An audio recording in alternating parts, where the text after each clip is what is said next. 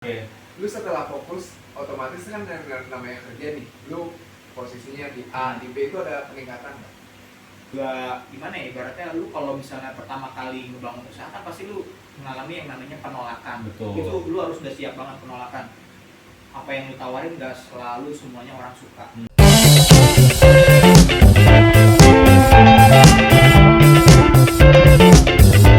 Yo guys, balik lagi ke Sudut Entertainment. Seperti Mantap. biasa dengan gua Febria. Gua lagi Regi. Nah, hari ini kita kedatangan tamu yang spesial nih. Boleh kenalin diri bro? Nama gua Hendy. Terus Hendy. apa lagi yang perlu? Tempat tinggal, Enggak usah. Terlalu detail dah anjir. Gimana nih hari ini? Mau gimana? Oke, nah Kita santai aja ya. santai aja ya hari Santai ini. aja. Ngopi bro. Boleh. Kalau ada kita bikin. Setelah Iya ya. Lu bikin dulu ya. Bikin dulu jangan. Biar ada tenang dikit lah. Iya, benar. kita tonton iklan satu ini. Iklan dulu. Erik harusnya nih datang nih bawain moral gitu. Jadi minum kopi kan? Lu ngopi dulu. Tadi siapa? Gue kira bercanda doang. Ya udah lanjut aja lah ya. Lanjut dulu ya. Lanjut aja. Ntar selesai ya kita ngopi ya. Ya. Nggak jadi guys iklannya. Soalnya belum ada nih, mumpung Ada masih siap kosong. juga ya. Ini kalau ada yang mau promosi boleh, kita masih Oke. gratis. Besok-besok belum tentu. Wah iya benar. Benar. Oke. Nah, jadi yang belum tahu Hendy, coba kenalan dari rumah. Guys, Gimana kenalnya caranya? kenalan virtual. Oke nih. Kita mulai dari mana ya?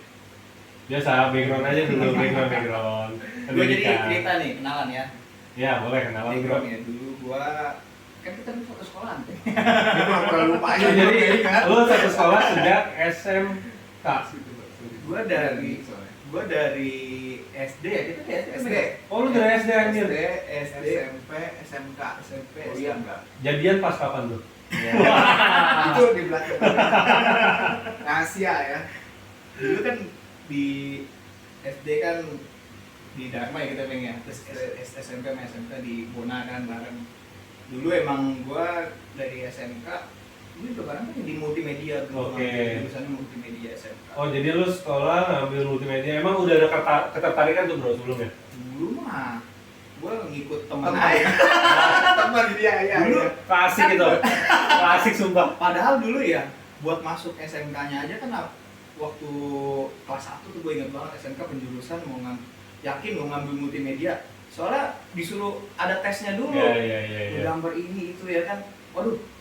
Gue padahal nggak punya basic di situ. Oh, sama Cuma sekali teman nggak ada gue ya? pada ngambil di situ. Hmm. Udahlah gue ngikut aja lah, ntar di jalan bisa lah gue. Gue nih ini teman-teman SMP. Temen SMP. Berarti sama. Gue pada survei dulu lu masuk mana. Oh gitu. Terus kan SMK kan dulu Bona belum terlalu ini kan ya. Bener. Nggak maksudnya masih baru gitu. Iya. Jadi, kan dulu kalau nggak salah ada penjurusannya itu ada multimedia, akuntansi, Sama AP. sama administrasi perkantoran ya. 3 jurusan Oh, kita tuh. kalau cowok-cowok mah mau yang keren mau multimedia Iya, aja iya, udah. iya. Nggak ngerti apa-apa padahal. Karena kalau akuntansi itu dulu tuh kita ngeliatnya kayaknya akuntansi cewek banget. Ya. Iya. Banyak kan pasti cewek yang Iya. yang masuk, kalau cowok yang badung-badung gitu ya. Banyak kan pasti masuknya multimedia. Oke, waduh. Kalau cewek justru jarang masuk multimedia ya, tapi ada aja. Iya. Jangan ditiru guys. Ikut-ikutan teman. Ini alasan klasik sih biasanya. Memang kebanyakan dari kita ya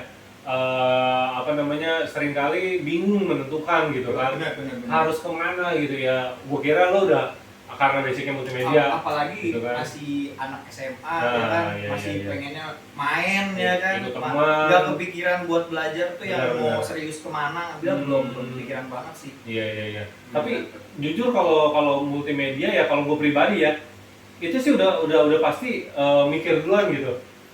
Kalau gue masuk multimedia artinya kan gue sedikit banyak udah harus paham tuh tentang multimedia itu sendiri gitu kan. Berbeda dengan akuntansi dengan administrasi perkantoran. Iya. Karena di SMP kita administrasi perkantoran sama akuntansi kurang lebih ada Ya, gitu. ada. Ya kan basicnya. Tapi kalau multimedia kalau gue pribadi ya buat ikut-ikutan temen kayaknya enggak deh. Gue gak tertarik sama sekali, tapi ini gokil sih. Gue juga sama sih. Tapi kita sama bisa lulus ya. Bisa aja bisa. Oke. Oh jadi lu multimedia, ada yang menarik? Ada yang mau diceritain di situ? Kalau waktu SMK dulu ya Atau flat aja malah gitu? kayak anak-anak SMK Anak-anak biasa biasa aja aja ya ya. kan, nakal segala macam tapi Nongkrong game apa, oke. Tapi salah satu benefit plusnya SMK itu ada namanya PKL ya. Iya ada magang. Oh, Lu iya, di mana? iya. PKL di Magang mana? PKL rumah nyambung banget. Nah, ini menarik lagi nih. PKL di mana? Gua ada di dapat magang di di salah satu toko distributor, tapi groserinya tuh khusus kacang kalau nggak salah dulu. Kacang? Iya, jadi kayak dia tuh distributor, Huh? tapi khusus satu brand. Dia kalau nggak salah mereknya kalau nggak salah 2 kelinci. Oh jadi dia distributor dua kunci Distributor, gitu? dia tuh kayak rumahan sih, rumahan. Hmm. Rumahan yang ada gudangnya gitu. Iya, Jadi iya, gua iya, tuh iya. seminggu karena gua 4 orang magang di situ. Jadi bagi dua tuh. Hmm. Di minggu pertama gua di kantornya di rumahan itu, minggu kedua gua di gudangnya. Wah, di gudangnya parah dulu gua mah. Lu ngapain? Lu Jadi ngapain? kuli. Anak-anak gitu? Dalam artian bukan kuli yang macem-macem ya, karena kan orang ngaku kuli, ini beneran kuli gua. Kan beneran Ngangkut, kuli. ngangkut. Muat-muat barang gitu. Gokil, multimedia PKL kayak gitu. Dulu waktu sekolah tuh gimana ya, magangnya tuh yang penting lu tahu dunia kerja doang gitu loh. Iya. Oh, dunia kerja kerasnya begini. Tapi kalau gua mau runut nih ya, kalau gua bilang ya itu sebuah kesalahan. Setuju nggak? Harusnya Sebuah begitu kesalahan. Nah, kesalahan. tunggu dulu nih sebelum sebuah kesalahan itu lu tuh dari referensi lu sendiri atau dari sekolahnya? Nah itu maksud gua. Nah, jadi waktu itu ceritanya tuh temen gua kan sisa berempat nih. Gua jadi sama, kalau nggak salah gua sama anak akuntansi dah. MM multimedia juga. Jadi dia, gua sama dia nih berempat nih waktu itu pengen dimasukin ke kantor waktu gua mau kerja. Jadi gua kerja tuh dulu kan, jadi setelah gua kuliah kan gua kerja tuh. Nah kerja gua di kantornya yang di Cikokol. Nah ini waktu gua magang, gua sempat magang di situ waktu sekolah nggak taunya. Oh dulu gua sempat magang di sini nih waktu gua kerja gitu ya kan. Nah gua magang di situ, awalnya gua pengen dilamar di situ kan sama teman gua tuh berempat itu, cuman nggak dapet. Oh, oke, udah Nah, penuh nggak dapet. biasanya ya. Jadinya teman gua yang MM ini bilang, gua kenalan bokap gua ada loh yang punya toko distributor dua kelinci gitu. Jadi tawarin. Pas gua jalanin, gua kan ngikut-ngikut dong. Yang penting teman-teman gua yang lain udah pada mulai Dapat, magang, gitu udah dapat. kan. Masa gua doang Iya, ya kan? iya, iya. Ya udahlah, sikat aja lah, mau di mana juga ya kan. Oke. 2 bulan loh, itu 2 bulan loh. 2 bulan, 3 bulan sih? 2 bulan. 2 bulan. 2 bulan. Oh, berarti macam-macam lah ya untuk kesalahan yang tadi gua maksud tuh. Jadi maksudnya gini, ada beberapa kesalahan. Yang pertama misalkan dari pihak sekolah, ya kan. Ini kalau gua rasa ini dari pihak muridnya sendiri ya. Ini dari pihak muridnya sendiri. Yang ketiga ada dari pihak perusahaan. Kalau menurut gua. Iya. Yang pertama dari pihak sekolah misalkan. Contohnya itu kayak oh ya udahlah ini emang daripada nggak dapet udah masukin aja gitu. Emang udah apa ya deadlock lah gitu. Terus yang kedua dari sisi murid. Sisi muridnya kurang lebih kayak gitu karena anaknya udah cuek atau enggak, bukan udah cuek, ya udahlah asal masuk yang penting gue dapetnya PKL gitu kan. Iya. Yang ketiga dari sisi perusahaan. Nah perusahaannya ini nih kadang suka yang aneh-aneh. Diterima mah iya, diterima ini anak ini ya, anak apa, anak kakak misalkan kayak gitu. Iya. Ditaruhnya ditempatin apa gitu kan. Tapi yang gue lihat ya dulu kalau dari sisi perusahaan lihat ya dia, oh ada anak magang, oh iya. Kamu yang bisa saya bantu dari sisi perusahaan apa nih? Kamu mau pengalaman kerja doang kah? Gitu ya kan? Sebenarnya benar kalau kita mau ngarepin sebagai namanya anak SMA, dulu kan ibaratnya keterampilan nggak terlalu gimana gitu ya, belum terlalu dijurus atau jago banget gimana ya kan? benar. Makanya dulu mungkin yang ditonjolin ya dunia kerja tuh kerasnya kayak gimana gitu ya kan? Emang gue merasa emang keras, bahkan keras banget itu malah. Gue disuruh ngangkat coy. Emang jadi gue sebelahan sama kuli, beneran ngangkat beneran, pindah-pindahin Di rolling satu bakul itu. Kalau setiap pagi gue datang ya jam 7, itu mobil yang segede-gede tronton Iya, udah parkir di gudangnya, di depannya tinggal diturunin. Itu lu ikut muat tuh. Turunin. Oh datang juga anjir. Taruh. Waduh, Lu nih, gue mau nanya nih, pas lu ngejalanin itu ngedumel nggak sih? Kan kadang-kadang kalau kita nggak siap kan, anjir, masa gitu? Ngedumel nggak sih itu? ngedumel pasti lah. Itu udah pasti lah manusiawi. Gua di sono tuh makanya disuruh pakainya udah kamu kan kalau dulu mah kan kalau masih magang sekolah kan pakai baju sekolah gitu ya di kantor, kalau di kantor baju sekolah. Kalau di gudang itu kayak disuruhnya udah kamu pakai kaos aja terserah, yang penting celananya celana panjang, kamu pakai celana sekolah kamu nggak apa-apa, bajunya pakai kaos aja, tak kamu keringetan. Dari situ gue udah tanda-tanda jangan-jangan gue disuruh macam-macam ya. Itu gokil. Bener. Wah, iya. Jadi seminggu gue rolling. Gak pikiran gue. Gua nggak berekspek ke situ loh. Sama sekali kan. Tapi pas kantornya lu bagian apa tuh? Wah, kantornya dulu ya sebenarnya bukan juga di bidang gua sih. Yang penting ada anak karyawan di situ yang butuh bantuan, ya gua disuruh macam misalnya. Jadi gua ada PIC-nya misalnya sama si A nih. Hari ini saya kerja apa nih gitu ya kan, gua nanya. Ini kamu bantuin dia deh gitu ya kan. Udah kelar, misalnya nanti dia nanya lagi ke temannya. Ada yang butuh bantuan nggak? Lu mau dibantuin nggak nih? Oh iya boleh bantuin gua, kayak gitu loh. Jadi dioper-oper. Biasanya atau fotokopi atau filing, pokoknya kayak gitu-gitu lah yang ngitung stok atau apa. Iya dulu kayak masuk investasi admin gitu lah, kerjaan admin yang gampang-gampang. Tapi lu udah sempat usaha nyari buat ke yang bidang lu nggak bro di situ? Sebelum lu memutuskan ke situ. Iya. Gua multimedia nih, gua mau coba deh cari ke. Dulunya udah, cuman kan nggak apa ya ibaratnya waktu itu nggak terterima atau apa ya, jadi gue berempat itu gitu nggak lolos lah, dan sementara ada batas waktunya ke masalah buat jadi kita mesti buru-buru. Lagian jarang juga kali ya buat dipantengin di sistem gitu ya. Iya, apalagi kan itu kan kalau misalnya udah yang penjurusan gitu kan ibaratnya lu kalau mau magang lu berarti pegang tanggung jawab yang lebih karena kerjaannya kan udah mulai agak ribet gitu ya. Pekerjaan yang dipegang udah agak ribet dan lu serahin ke anak magang gitu ya kan. Mungkin dari pihak perusahaan juga agak ngeri-ngeri stuck kali ya kan. Takutnya bisa kan yang masih anak SMA skillnya takutnya belum segimana, ntar jelek dia kerja 2 kali lagi ya kan gitu mikirnya ya. Jadi kebanyakan dikasih yang basic kalau ya. anak SMA pasti dikasih magangnya yang gampang-gampang, yang udah pasti kerjanya tuh bisa kelar. Iya. Nah, tapi lu setuju nggak tuh dengan stigma yang seperti itu? Kalau gua nanti ya misalnya gua udah punya anak gitu ya, gua mau arahinnya sih yang benernya gitu. Kalau ini yang gua alamin sih ya kan karena emang ya berjalannya begitu aja gitu kan, karena emang udah dari kita nggak bisa salahin siapa-siapa gitu kan, dari perusahaan juga nganggapnya gitu emang nggak kalau kita lihat juga nggak salah gitu ya kan. Tuh masih anak SMA gitu ya kan. Cuman ya kalau gua sebagai nanti gua orang tua, gua anak gua misalnya SMK magang, ya gua bilang atau kalau bisa gue ngarahinnya ya dikit-dikit tapi yang ibaratnya udah sesuai sama pekerjaan lah. Gue agak nggak setuju juga gitu sih. Harus dirubah pelan-pelan juga sih. Jadi maksudnya emang dari SMA pun kita harus sudah mikirin si anak nih, dia bisa nggak keahliannya.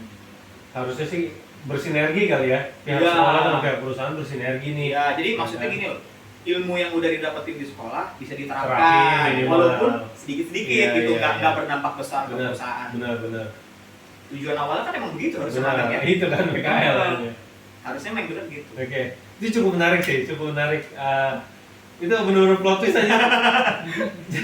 Angkat-angkat dari multimedia, dia ikutan teman-teman tiba-tiba PKL dia nggak. Emang gua doang yang begitu dulu gimana? Gua dulu di ini di Giant dulu. Oh iya, teman-teman gua juga ada yang lebih keren. Kayak sampai subuh gitu. Oh jadi peran niaga ya? Ya, cuman ituin kayak harga, stok-stok. Ini juga nggak nyambung juga. Sama terakhir kan itu sebulan di situ gue sebulan lagi di kasir. Di kasir cuma masuk. Oh iya, gue ingat sih di kasir. Itu di kasir. Oh kasir. Yang di kasir atas gitu. Kalau ada CCTV-nya kan yang pernah cerita ya. Iya, gue ingat dulu. Halo. Iya. Cuma tetap lah yang paling parah tuh gua. Lu nggak ngerasain dulu. Gue baru tahu. Lu kalau nggak cerita gue nggak tahu. Dari SD aja. Gue kira semua anak malah flat udah begitu doang kerjanya, nggak macam-macam. Mungkin gue yang paling parah kali ya. Bisa jadi. Anjir, temen dari SD dia tahu bortonya sekarang gokil.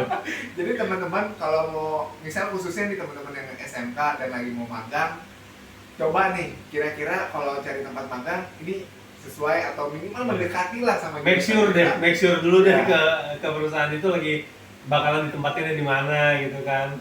Dan pihak sekolah juga harusnya bersinergi lah ya. Tapi gue juga yakin anak-anak muridnya. Gue juga yakin kalau bonyok gue orang tua gue waktu itu tahu gue gitu-gitu maki-maki juga gue nangis. Dia sekolahin lu malam-malam cuma mau jadi kuli. Iya makanya Tapi sisi positifnya mungkin satu, ngetes mental juga. Ya. Gitu. Jadi Oke. lu bisa ngerasain lah namanya kalau kerja di gudang tuh gimana. Orang Cuman gue udah Indonesia. ngerasain lah paling sulit. Ada aja untungnya. Oke, dari lu sekolah SMK multimedia, lanjut kuliah bro? Kuliah. Kuliah gue di Jurusan apa tuh? jurusannya karena gue SMK-nya multimedia. Heeh. Jadi waktu itu juga sama masih ngikutin teman. Oke. Jadi ngambil kuliah juga pada ngambil apa lo? Ya lu udah pastilah jurusannya yang sama lah, multimedia ngambilnya DKV dulu gue ngambil DKV. Oh gitu. Dan penjurusannya gue ngambil ke desain grafis. Oh itu banyak jurusan lagi tuh ya? Macam-macam. Ada berapa macam sih biasanya kalau DKV gitu? DKV dia Yang lu tahu aja, bro. ada 3 dari DKV kan jurusan umumnya kan DKV. Hmm. Itu ada penjurusan nanti pas semester 5 ya nggak salah. Ada penjurusan lu bisa pilih.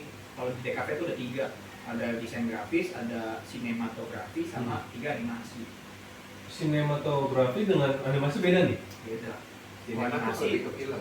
sinema itu lebih ke arah film, dunia perfilman. Animasi? gitu ya kan. Animasi lu bikin animasi. Lu cuma editing.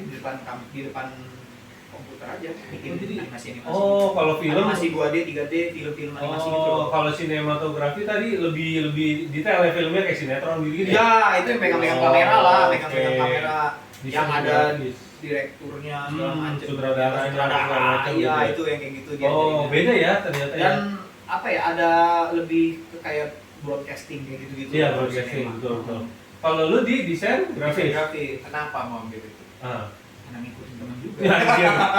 Penjurusannya dulu tuh dari MM multimedia harusnya ngambil desain grafis. Jadi ibaratnya lu kalau main game gitu ya, lu main game, lu pilih jobnya awal apa nih? Terus lu pas level 30 lu berubah ngarahnya kemana ya kan? Udah pasti ada talent tree-nya gitu, ibaratnya ada arahnya. Kalau kata teman-teman gue dulu, udahlah lu udah pasti MM tuh ngambil pasti habis multimedia ngambil kuliahnya pasti di kafe, jangan yang lain itu ngawur lu, pantangnya apa-apa. Padahal gue juga ngikutin doang. Baru ngomong apa? Tapi kayak apa sih sistem-sistem gitu coding Itu itu mah pasti SI, beda. itu beda, SI. beda, SI. Oh, beda lagi. Jurusan komputer. Kayak sih. Kalau itu gue mungkin nggak sama sekali Nggak nggak nyambung. tahu nggak nyambung banget. Beda ya coding gitu ya, beda ya. Beda. Tapi nih lu bilang tadi kalau misalkan itu blank, pertanyaan gua, lu masuk desain grafis blank nggak?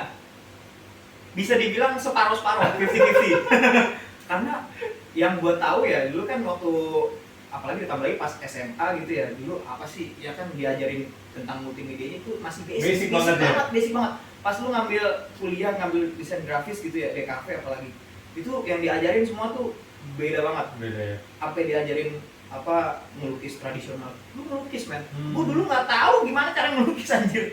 Gue bener-bener Oke. yang tadinya taunya tuh kerjaannya semua belajar cuma dari komputer kita ya, ini disuruh melukis. Ya kan lu pasti kalau lu sama sekali nggak tahu, coba lu deh, lu disuruh melukis, lu bisa melukis gak? Gak bisa.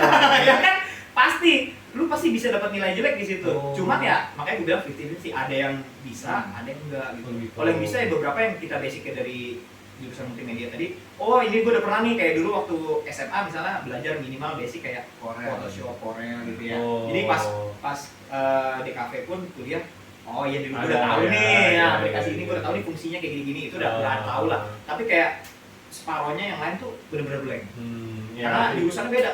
Kalau DKV tuh udah ke arah seni gitu, ada seninya juga gitu. Terus pas lu udah memutuskan nih, udah ambil desain kreatif itu, kayak ada rasa nyesel atau oh enggak ini tepat nih buat gua, ini pas nih buat gua.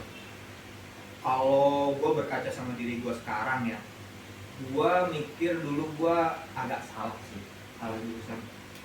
Karena kalau gue kan berkaca sama diri gue sekarang kan yang lu tahu kan gue kan sekarang usaha ya, gue kan usaha gue bergerak di jual beli kendaraan otomotif ya, dealer motor bekas gitu ya kan.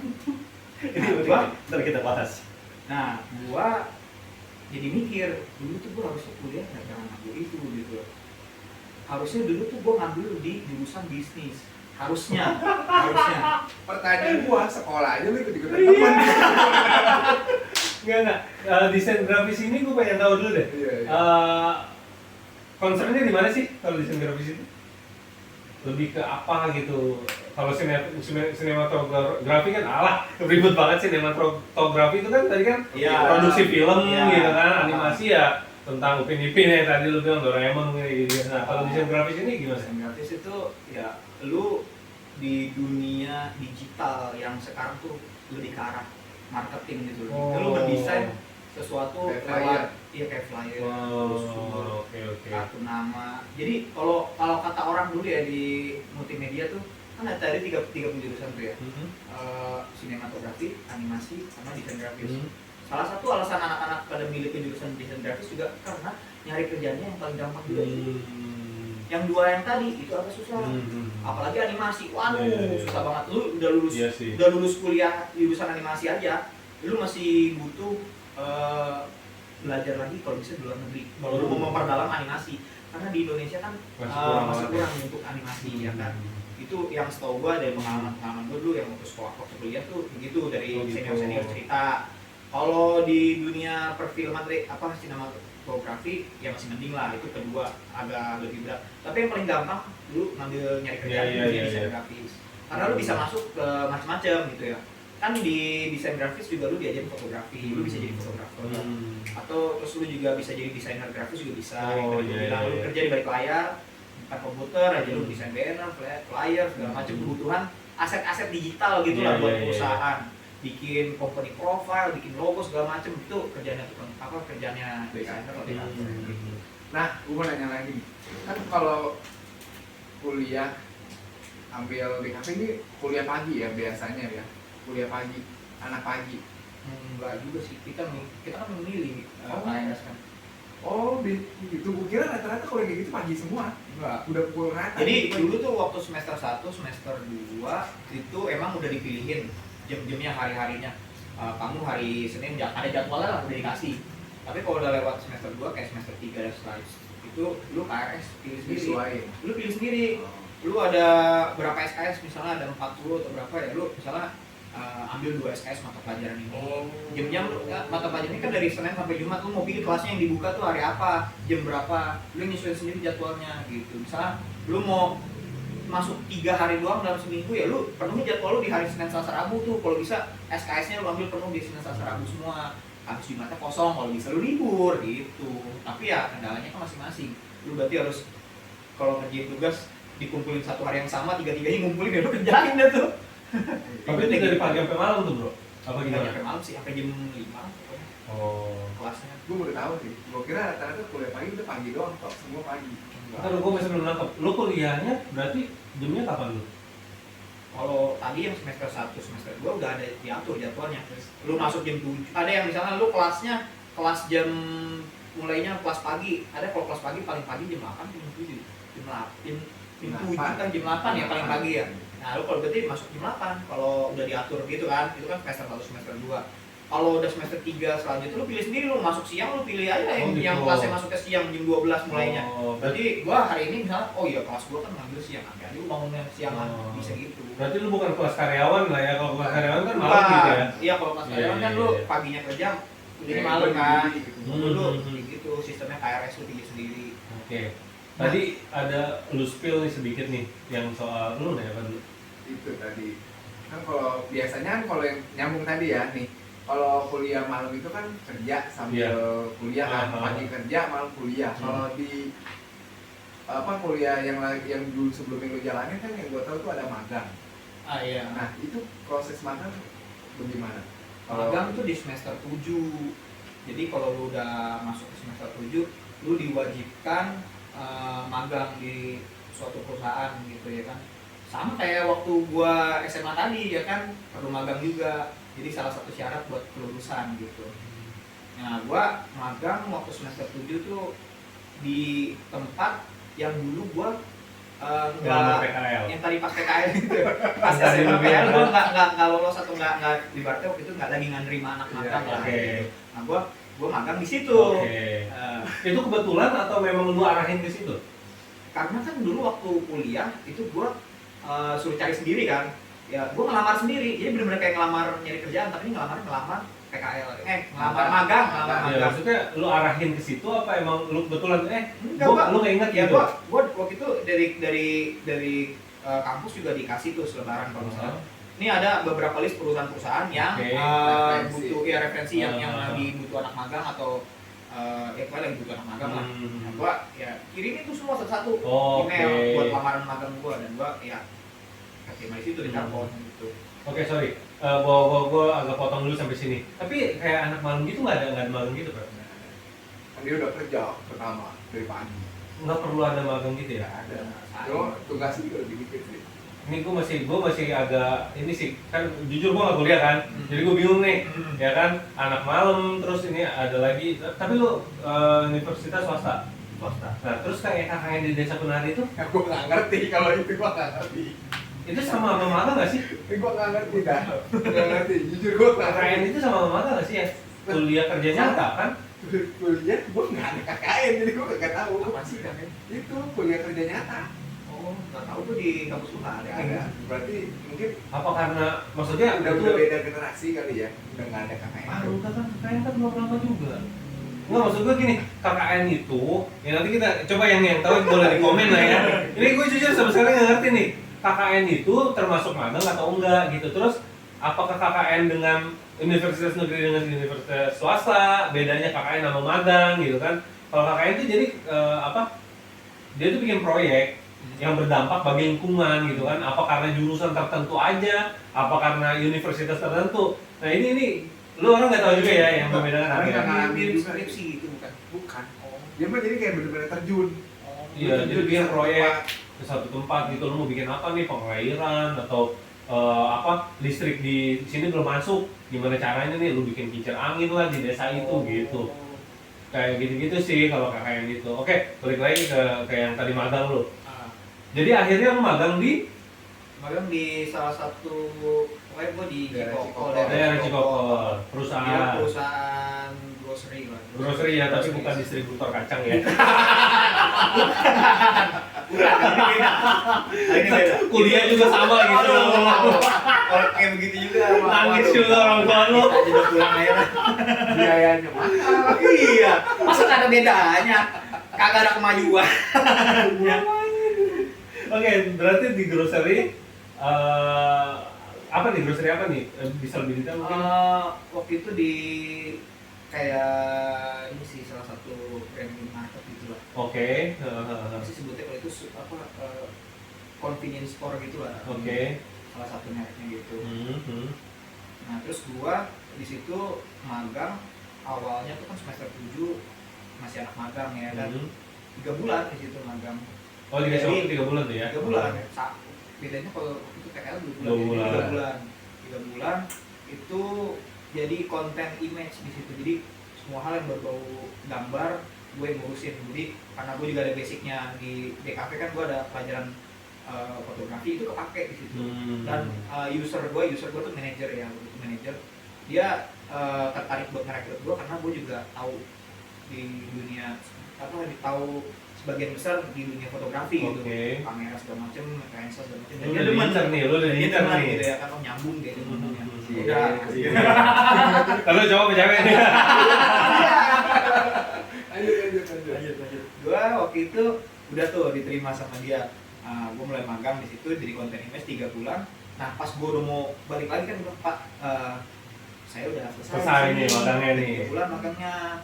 Saya mau balik lagi ke rutinitas saya jadi mahasiswa gitu ya kan, maksudnya mahasiswa gua udah kelar di situ kan, tugas gua udah kelar 3 bulan gua magang di sana, saatnya gua bikin laporan gitu kan, semester 7. Jadi lu bikin laporan atas magang lu selama 3 bulan di sana, apa aja yang lu dapet gitu ya kan, apa aja yang lu bisa praktekin di sana. Nah cuman ada satu kendala waktu itu, user gue ya, manajer gue gitu, karena kondisi kantor waktu itu juga gue join di salah satu departemen yang perusahaan yang tadi tuh, jadi dia punya departemen baru, dia bikin anak perusahaan baru yang lagi berkembang. Jadi bagian e-commerce-nya, online-nya gitu ya. Jadi si perusahaan yang grocery tadi dia pengen bikin satu departemen yang go online lah gitu ya kan. Zaman sekarang kan semua online ya kan. Jadi masih anak perusahaan baru, jadi masih berkembang dan banyak kerjaan. Jadi perusahaannya si user gue tadi bilang, aduh kerjaan lagi banyak ya kan. Sementara gue situ juga berdampak juga. Waktu itu yang gue rasain juga pas gue lagi magang, gue nggak masuk 1 hari aja, itu gue dicariin gitu ya kan. Gue udah cuma anak magang. Iya, kalau gue cuma anak magang ya kan, cuma anak magang. Belum jadi karyawan gitu ya kan. Makanya si user gue juga bilang, kamu bisa nggak diperpanjang lagi magangnya? Oh nggak bisa pak, kan udah tinggal 3 bulan ya kan. Anjay. Akhirnya dia pengen ngangkat gue jadi karyawan gitu kan. Oke. Cuman gue bilang gini, pak kan tapi saya sambil kuliah ya kan, nanti jam kerjanya bisa terganggu loh. Gimana tuh Ya kan? nyiasatinnya tuh? Iya. Nah, user gua waktu itu ya nanti saya kompromi nih sama HRD-nya. Dia nggak mau tahu, pokoknya gua bisa kerja di situ. Oke. Dan HRD gua akhirnya bikin pengecualian buat gua. Jadi gua harus jadi seminggu tuh harus 40 jam kerja di sana. Lu atur jamnya. Misalnya gua ada kuliah pagi, kelasnya jam 8 sampai jam 10. Berarti kan pakai 2 jam. Gua berarti misalnya masuk kantor jam 11 atau jam 10 jam 11 lah. Nah, gua dari jam 11 harus bisa atur seminggu 40 jam aja. Iya. Mau gua lembur kek, Iya. nanti dihitung di situ. Gue yang ngatur sendiri gitu, Pak saya ada Hmm. kelas pagi Pak saya ada kelas siang Pak saya ada kelas sore Pak. Ya udah. Tapi kamu jangan ketawa departemen lain, nggak enak dia mau pulang duluan atau apa gitu doang. Iya. Tapi dia ibaratnya di satu sisi gue di situ gue dibelain sama user gue. Kalau tempat lain belum tentu. Iya, Apalagi kalau gue benar. beda manajer yang lebih. Benar. Kamu kalau kuliah aja, Iya, kerja iya. jangan sambil kerja gini ganggu. Kamu kerja apa enggak ya kan? Ada yang nggak suka gitu karena kan lu ibaratnya makan jam kerja orang gitu. Betul, Ya kan betul. harusnya kerja lu malah nggak kerja gitu. Gue di situ kebantu sama user gue begitu, dia bolehin gue sambil kerja sampai gue udah lulus. Jadi gue begitu ya jalanin semua barengan tuh, siapin dulu tuh buat skripsi, gue tugas akhir dulu. Jadi bikin karya, bikin laporan juga.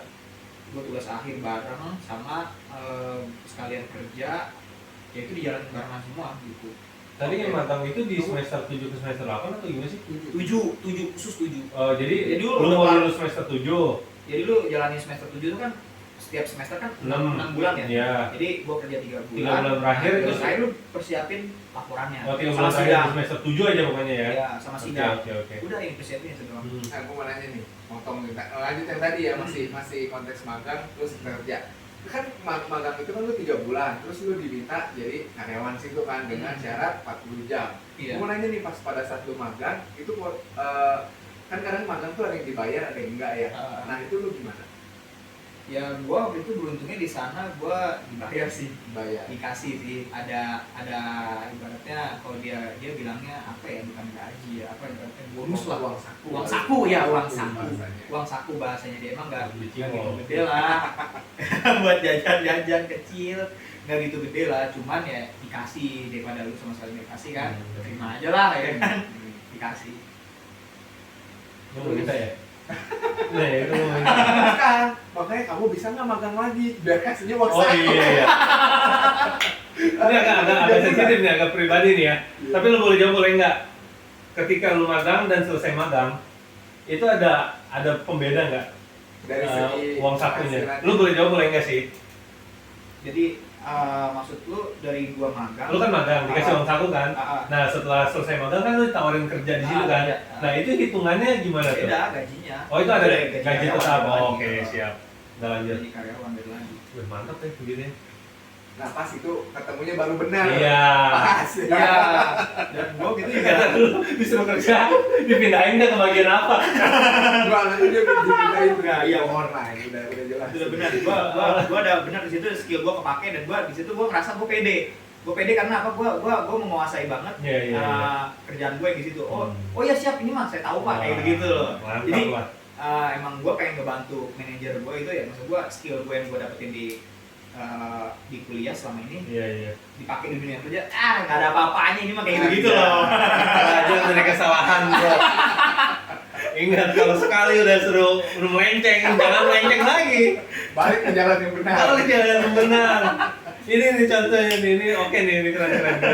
Nah, lanjut kan udah kan dari lu udah selesai magang diminta jadi real kerja gitu. Iya, udah. Ya selama 40 jam seminggu. Nah, otomatis kan semester 7 udah lewat nih. Udah lewat. Terus semester 8. Nah, proses lu menyelesaikan lu tugas akhir lu dengan kerjaan tuh gimana? Nah itu Berat sangat- dong, itu berat dong. berat banget. Waktu itu gue pas apalagi udah mau sidang ya, gue bener-bener butuh waktu tambahan yang konsen gue tuh udah yang penting gue kuliah dulu. Dan gue ngomong waktu itu ke manajer gue, atasan gue ya kan, Pak saya lagi bingung nih Pak, lagi banyak yang perlu dikerjain buat skripsi saya, dan dia ternyata bener-bener support gue gitu, bagus ide di situ. Ngertiin ya. Jadi dia bilang Oke nih lanjut nih. Jadi kan tadi lu udah cerita ya pas lu magang terus selama 3 bulan, terus kan akhirnya mau nggak mau kan kita pasti akan naik semester 8 dan harus menyelesaikan tugas akhir. Terus juga di situ posisinya lu kan udah sambil kerja nih dengan syarat 40 jam seminggu. Nah lu gimana tuh cara nyelesain tugas Pas akhir? sudah mau nyelesainnya ya. Pas lulusnya nih keganggu nggak sih Iya. gitu kan? Untungnya waktu itu gue punya manajernya tuh yang support sama gue sih. Jadi dia kan gue bilang waktu itu, Pak, Saya magi ya, bapak support gitu. nggak gitu juga. Gue waktu itu bilangnya gini, Pak, saya lagi pusing banget nih ya kan, Iya. karena saya lagi ngurusin buat tugas akhir nih. Ibaratnya kan dia tahu ya skripsi udah mau sidang gitu ya kan. Jadi bener-bener konsen gue tuh ke arah sana semua, udah nggak kepikiran kerjaan lagi. Banyak banget yang perlu dikerjain kan. Nah gue bingung apakah gue harus gimana gitu ya kan. Dan dia ternyata malah dukung gue. Dia bilang, udah kamu mendingan fokusin di kuliah kamu aja, nggak apa-apa. Kamu mendingan belain kuliah lah daripada kerja. Masa kamu gara-gara kerja kuliah kamu udah 4 tahun, masa Iya, benar. gagal di Dari tugas kuliah akhir, terakhir, detik terakhir cuma gara-gara kerjaan doang, mendingan kelarin kuliah lah, Iya, belain iya. kuliah kayak gitu. Jadi gua waktu itu kan sebenarnya dapat, kalau kita orang kerja kan dapat jatah cuti kalau udah setahun kerja ya. Setahun kerja kan dapat sebulan sekali ya, Iya. 12 hari. Gua gitu udah jalan kerja belum setahun, padahal baru 4 bulanan kalau nggak salah. Jadi sebenarnya udah ada jatah cutinya tuh ya, karena 4 bulan nggak ada 4 hari. Ada di sistem sebenarnya udah ada, cuman harusnya kan belum boleh dipakai ya. Nah karena gua waktu itu pengecualian lah, gua kan sambil kerja sambil kuliah juga, jadi gua pakai lah di situ 4 hari jatah cuti gua itu di pas hari 2 hari sebelum sidang sama 2 hari sesudah sidang. Jadi bener-bener gua konsen di situ, gua nggak mikirin kerjaan. Waktu itu kerjaan juga lagi pusing karena lagi ada ngurusin buat grand launching, dia mau merubah brand identitas dia, jadinya bener-bener perlu gede lagi kerjaannya. Tapi gua ngambil cuti gitu karena gua ngusahain buat ngutamain di kuliah dulu. Sayang kan udah 4 tahun. Harus ada yang dikorbankan lah ya, Iya. salah satu ya. Enaknya gua waktu itu ya gua dapat manajernya yang support sama Iya, gua. ngerti lah ya, Oh. bisa ngertiin lu. Nah akhirnya lulus nih. Iya, lulus dan gua lanjutin kerja di situ. Jadi full time gua di situ udah nggak ngurusin Di tempat pas lu PKL tuh, Iya, gua yang lanjut. distributor kacang. Bukan, itu beda lagi. Kayaknya di sini gua nggak ngerasa kerja. Kayaknya ngerasa kerja di bawah PKL lu sih sebenarnya. Kirain itu bro. Enggak ya. Lebih berasa kerja jadi kuliah. Nah sebelum lanjut ke kerjaan ini lu udah pasti fix lu kerja di situ kan. Yang gua mau tahu nih, jadi kan tadi udah jelas ya, udah lulus kuliah juga udah beres, terus juga udah nggak ngebebanin kerjaan juga kan. Nah gua mau nanya nih, otomatis lu sekarang pada saat itu fokus kerjanya gimana? Ya gua udah nggak kepikiran tentang kerja apa yang tugas-tugas kuliah lagi kan, udah lega ya kan, udah bener-bener full time ngurusin ya kerjaan gua waktu itu aja. Jadinya gua lebih lebih semangat sih, maksudnya ayo dah, gua udah nggak ada beban lagi Fokus nih. lah ya, Iya, udah fokus. fokus. Gua sekarang udah tinggal kerjaan dong, mana sih nih kerjaan apa yang Wih. belum kelar kayak gitu lah ibaratnya. Oke. Gitu. Langsung jadi sorry, tadi kan lu sempat bilang ada develop bagian baru Yang mana ya? yang di kerjaan lu sekarang ini, di yang magang ini. Setelah magang itu kan katanya tadi ada Oh iya, rebranding. Jadi rebranding. agak kayak ganti merek gitu loh. Ah. Jadi bener-bener jadi launching lagi gitu loh. Oke. Jadi udah lagi sibuk ganti merek. Berarti lu selepas dari kuliah itu lu langsung di bagian itu.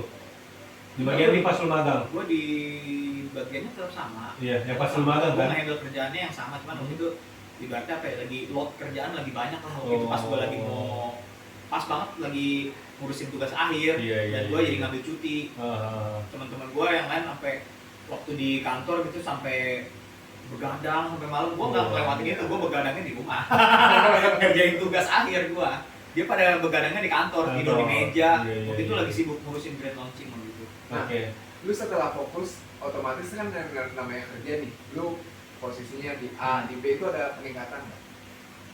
Syukur alhamdulillah gue kan kerja di situ kan di kantor yang sama 4 tahun ya.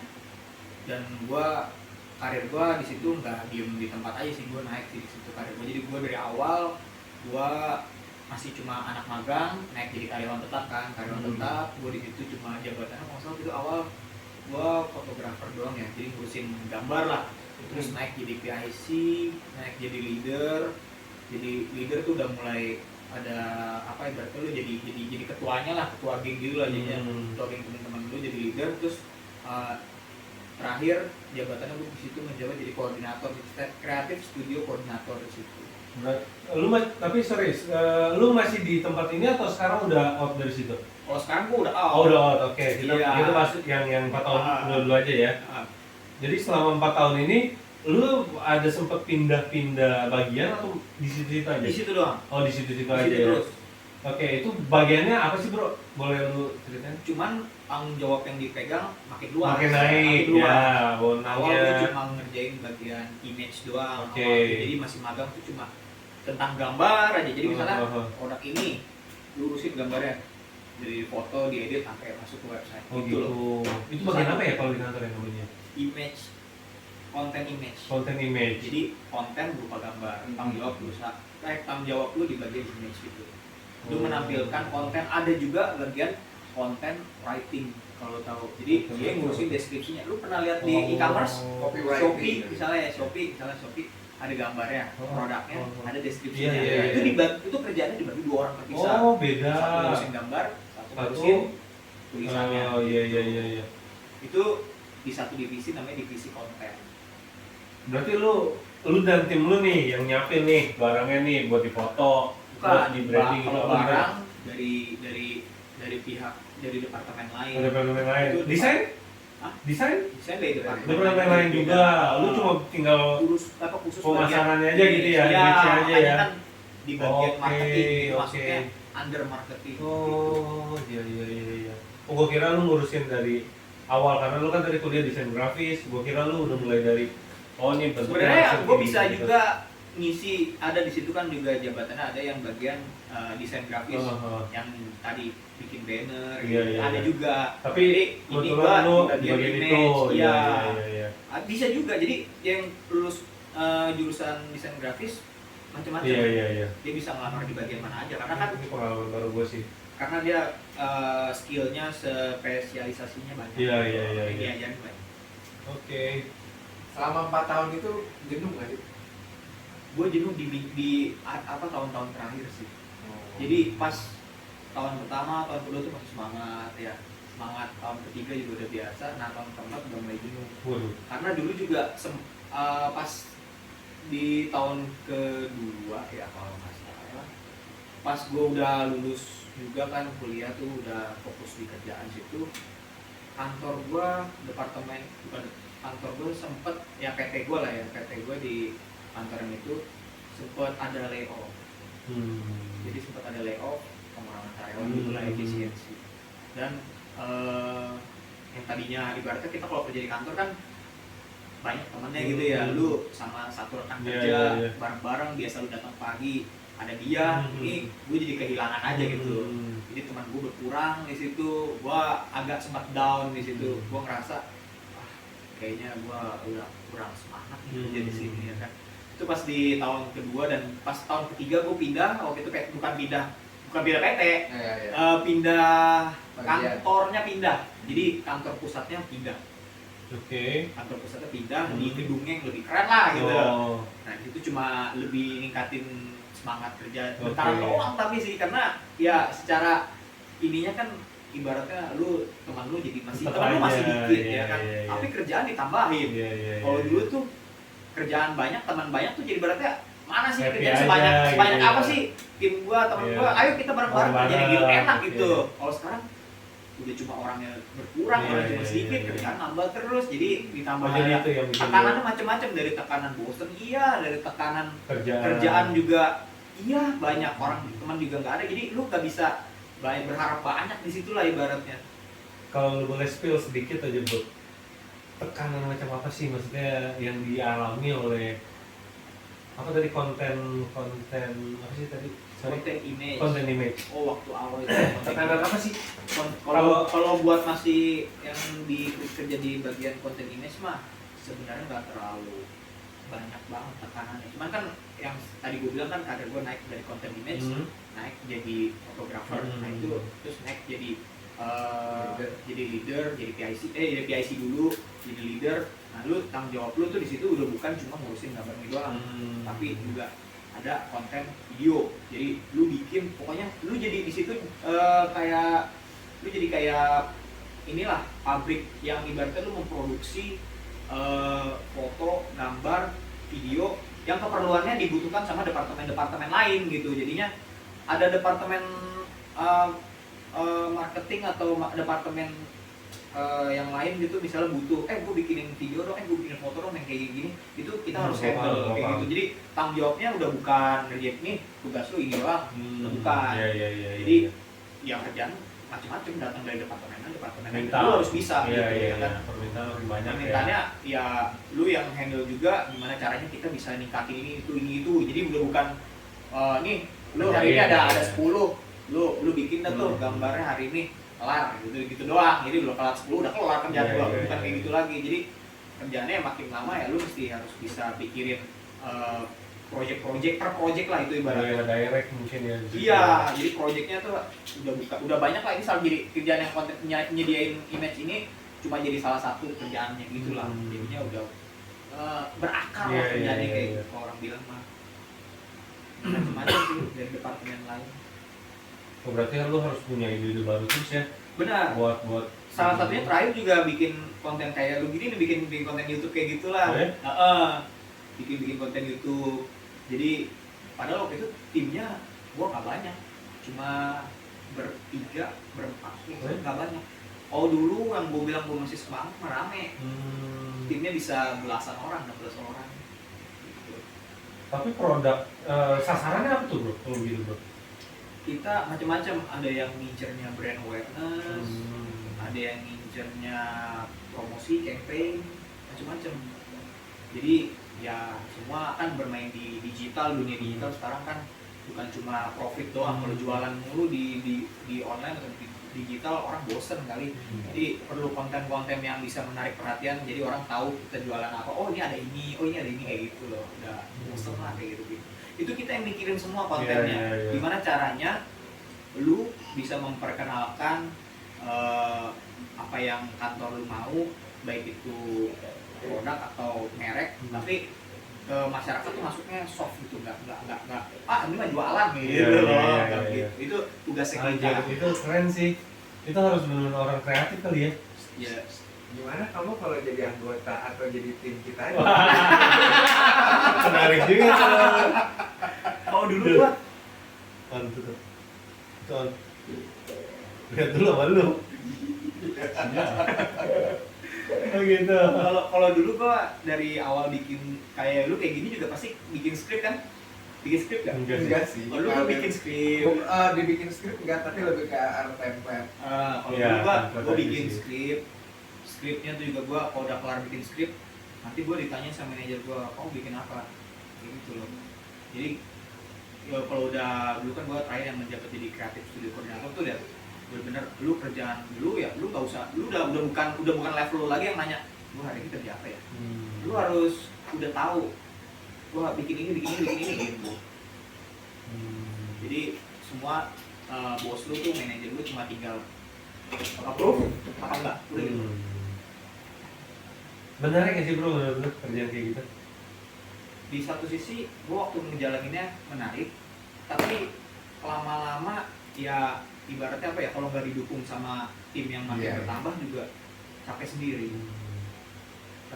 Waktu itu gua ngerasa ada jenuh juga dari sisi itu juga, karena kok nggak berkembang gitu. Maksud gua di satu poin waktu itu perusahaan gua gitu emang dari di tahun gua yang tahun keempat tadi agak nge-stuck di situ. Nah, pas lu jenuh, ada kepikiran gak sih bikin kayaknya mau coba yang lain nih, tantangan lain gitu? Gue sebenarnya kan sekarang kan gue udah bukan jadi karyawan lagi kan, kalau kan gue kan udah wirausaha kan, udah buka usaha sendiri. Gue beli kendaraan kan, bidang otomotif, jual beli dealer motor second kan. Nah gue dulu ada waktu bikin konten yang kayak lu bikin YouTube kayak gini konten, gue dulu bikin yang namanya ada channel di kantor ya gitu, namanya Success Story gitu. Gue nginterview anak-anak muda yang sukses di umur muda gitu ya, umur 20 sampai 30 kita gini lah gitu ya kan. Jadi gue bikin skrip, gue nyari orang-orang yang sekiranya kayak gitu gitu. Gue deketin, bisa minta waktunya apa enggak, gue mau ketemu sama dia, gue mau korek wawasan dia segala macem gitu ya kan. Nah, gue ketemu beberapa orang gitu ya kan, dari 1, 2, ada yang 1 orang nih panutan gue gitu. Gue ngerasa wah dia gue banget nih ya kan. Dia cerita dia di umur 27 udah bisa jadi customer pertama Lexus. Lu tahu sendiri kan mobil Lexus mahalnya berapa? Udah MM-an ya kan. Lu lihat aja di depan ada berapa biji. 5 ada dia. Beda-beda warnanya. Dia warna putih. Ada. Tapi sorry bro, sebelum jauh ke situ, gue sih sempat ke-trigger gini ya. Kan lu dari awal sekolah ya, kita balik lagi nih, flashback lagi nih. Sorry nih, kepotong nih. Dari sekolah, ikut-ikutan. Kuliah pun, ikut-ikutan. Sampai akhirnya lu menjabat sebuah posisi penting lah ya. Bisa bilang posisi penting ya di perusahaan yang 4 tahun itu ya. Sebenarnya itu lu punya goals nggak sih? Maksudnya apa lu mengalir begitu aja karena emang udah ketika lu magang udah gue magang kebetulan begini ya udah gue kerjain aja, apa emang ketika lu kuliah kan awalnya lu ikut-ikutan terus lu kuliah akhirnya lu punya goals gitu, gue harus punya ini kesini nih arahnya, atau udah mengalir aja karena lu udah ketika magang udah nyaman di situ? Gua mengalir aja sih. Mengalir aja ya. Jadi yang gua kerjain dan itu kalau misalnya gua nyaman dan gua bisa, gua pede ya. Yang penting tuh kalau kita pede melakukan sesuatu, lu kan juga tahu ya kalau misalnya kita ngerasain gitu, gua pede nih, gua bisa, ya kan. Apa sih yang nggak bisa kayak di bidang ini, lu pede, ya lu lanjutin aja gitu ya. Karena apa yang lu lakuin udah pasti benar. Lu tahu itu pasti benar karena lu pede, lu ahli gitu ya kan. Oke, siap. Itu yang gua anggap benar sih di situ. Oke, terus yang kedua, tadi lu bilang ada beberapa lu ngerjain konten ya kan, ada beberapa pengusaha muda, list pengusaha muda. Lu itu ngelistnya dari mana? Lu cari sendiri sama tim atau bagaimana? Gua waktu itu ya nyari-nyari sendiri juga, ada dari masukan. Kalau gua udah mentok, gua nanya-nanya. Jadi ya kita nyari-nyari di online sih, nyari di online. Browsing aja gitu ya. Browsing, nyari-nyari di sosmednya, cari-cari orangnya, ini nih orang ini, kita coba kontak, ngebales nggak orangnya kayak gitu loh. Oh gitu ya? Jadi lu benar-benar langsung bersinggungan gitu ya? Benar, iya. Nggak ada kenalan orang dalam gitu kan ya? sendiri kalau misalnya orang-orang, apalagi kalau udah sukses ya, tanda kutip dia udah mulai banyak yang banyak yang diurus lah ya. Itu banyak juga yang kontakin dia kan pasti kan. Banyak yang nanya ini itu apa. Nah, bisa besar kemungkinan chat kita juga kalau kita hubungin dia nggak dibalas. Iya. Itu. Sampai ada beberapa yang bales, ada yang beberapa yang enggak. Gitu. Kita ambil yang mau aja. Iya. Sampai akhirnya lu ketemu panutan gua gitu. Dia yang gua anggap panutan karena ya dia juga pas gua ketemu orangnya, gua tanya-tanya kayak gini nih, gua nanya kayak gitu, dia pede jawabnya gitu. Jawabannya udah pede, mantep. Wah, ini kayaknya panutan gua banget ya kan. Dia waktu itu juga buka usaha di otomotif, waktu itu juga jual beli kendaraan gua sering dia. Wah, kayaknya, dan gua mikir kan gue nanya ya, dia udah jalan usahanya berapa lama, udah 5 tahun, dan 5 tahun pun dia bilang belum bisa autopilot ya kan. Kalau usaha kan maunya autopilot lu usaha lu udah jalan sendiri, lu mau kemana-mana gitu, jalan-jalan enak gitu ya kan, yang dilihat-lihat orang kan kayak gitu ya. Cuman belum bisa, dia udah 5 tahun aja begitu.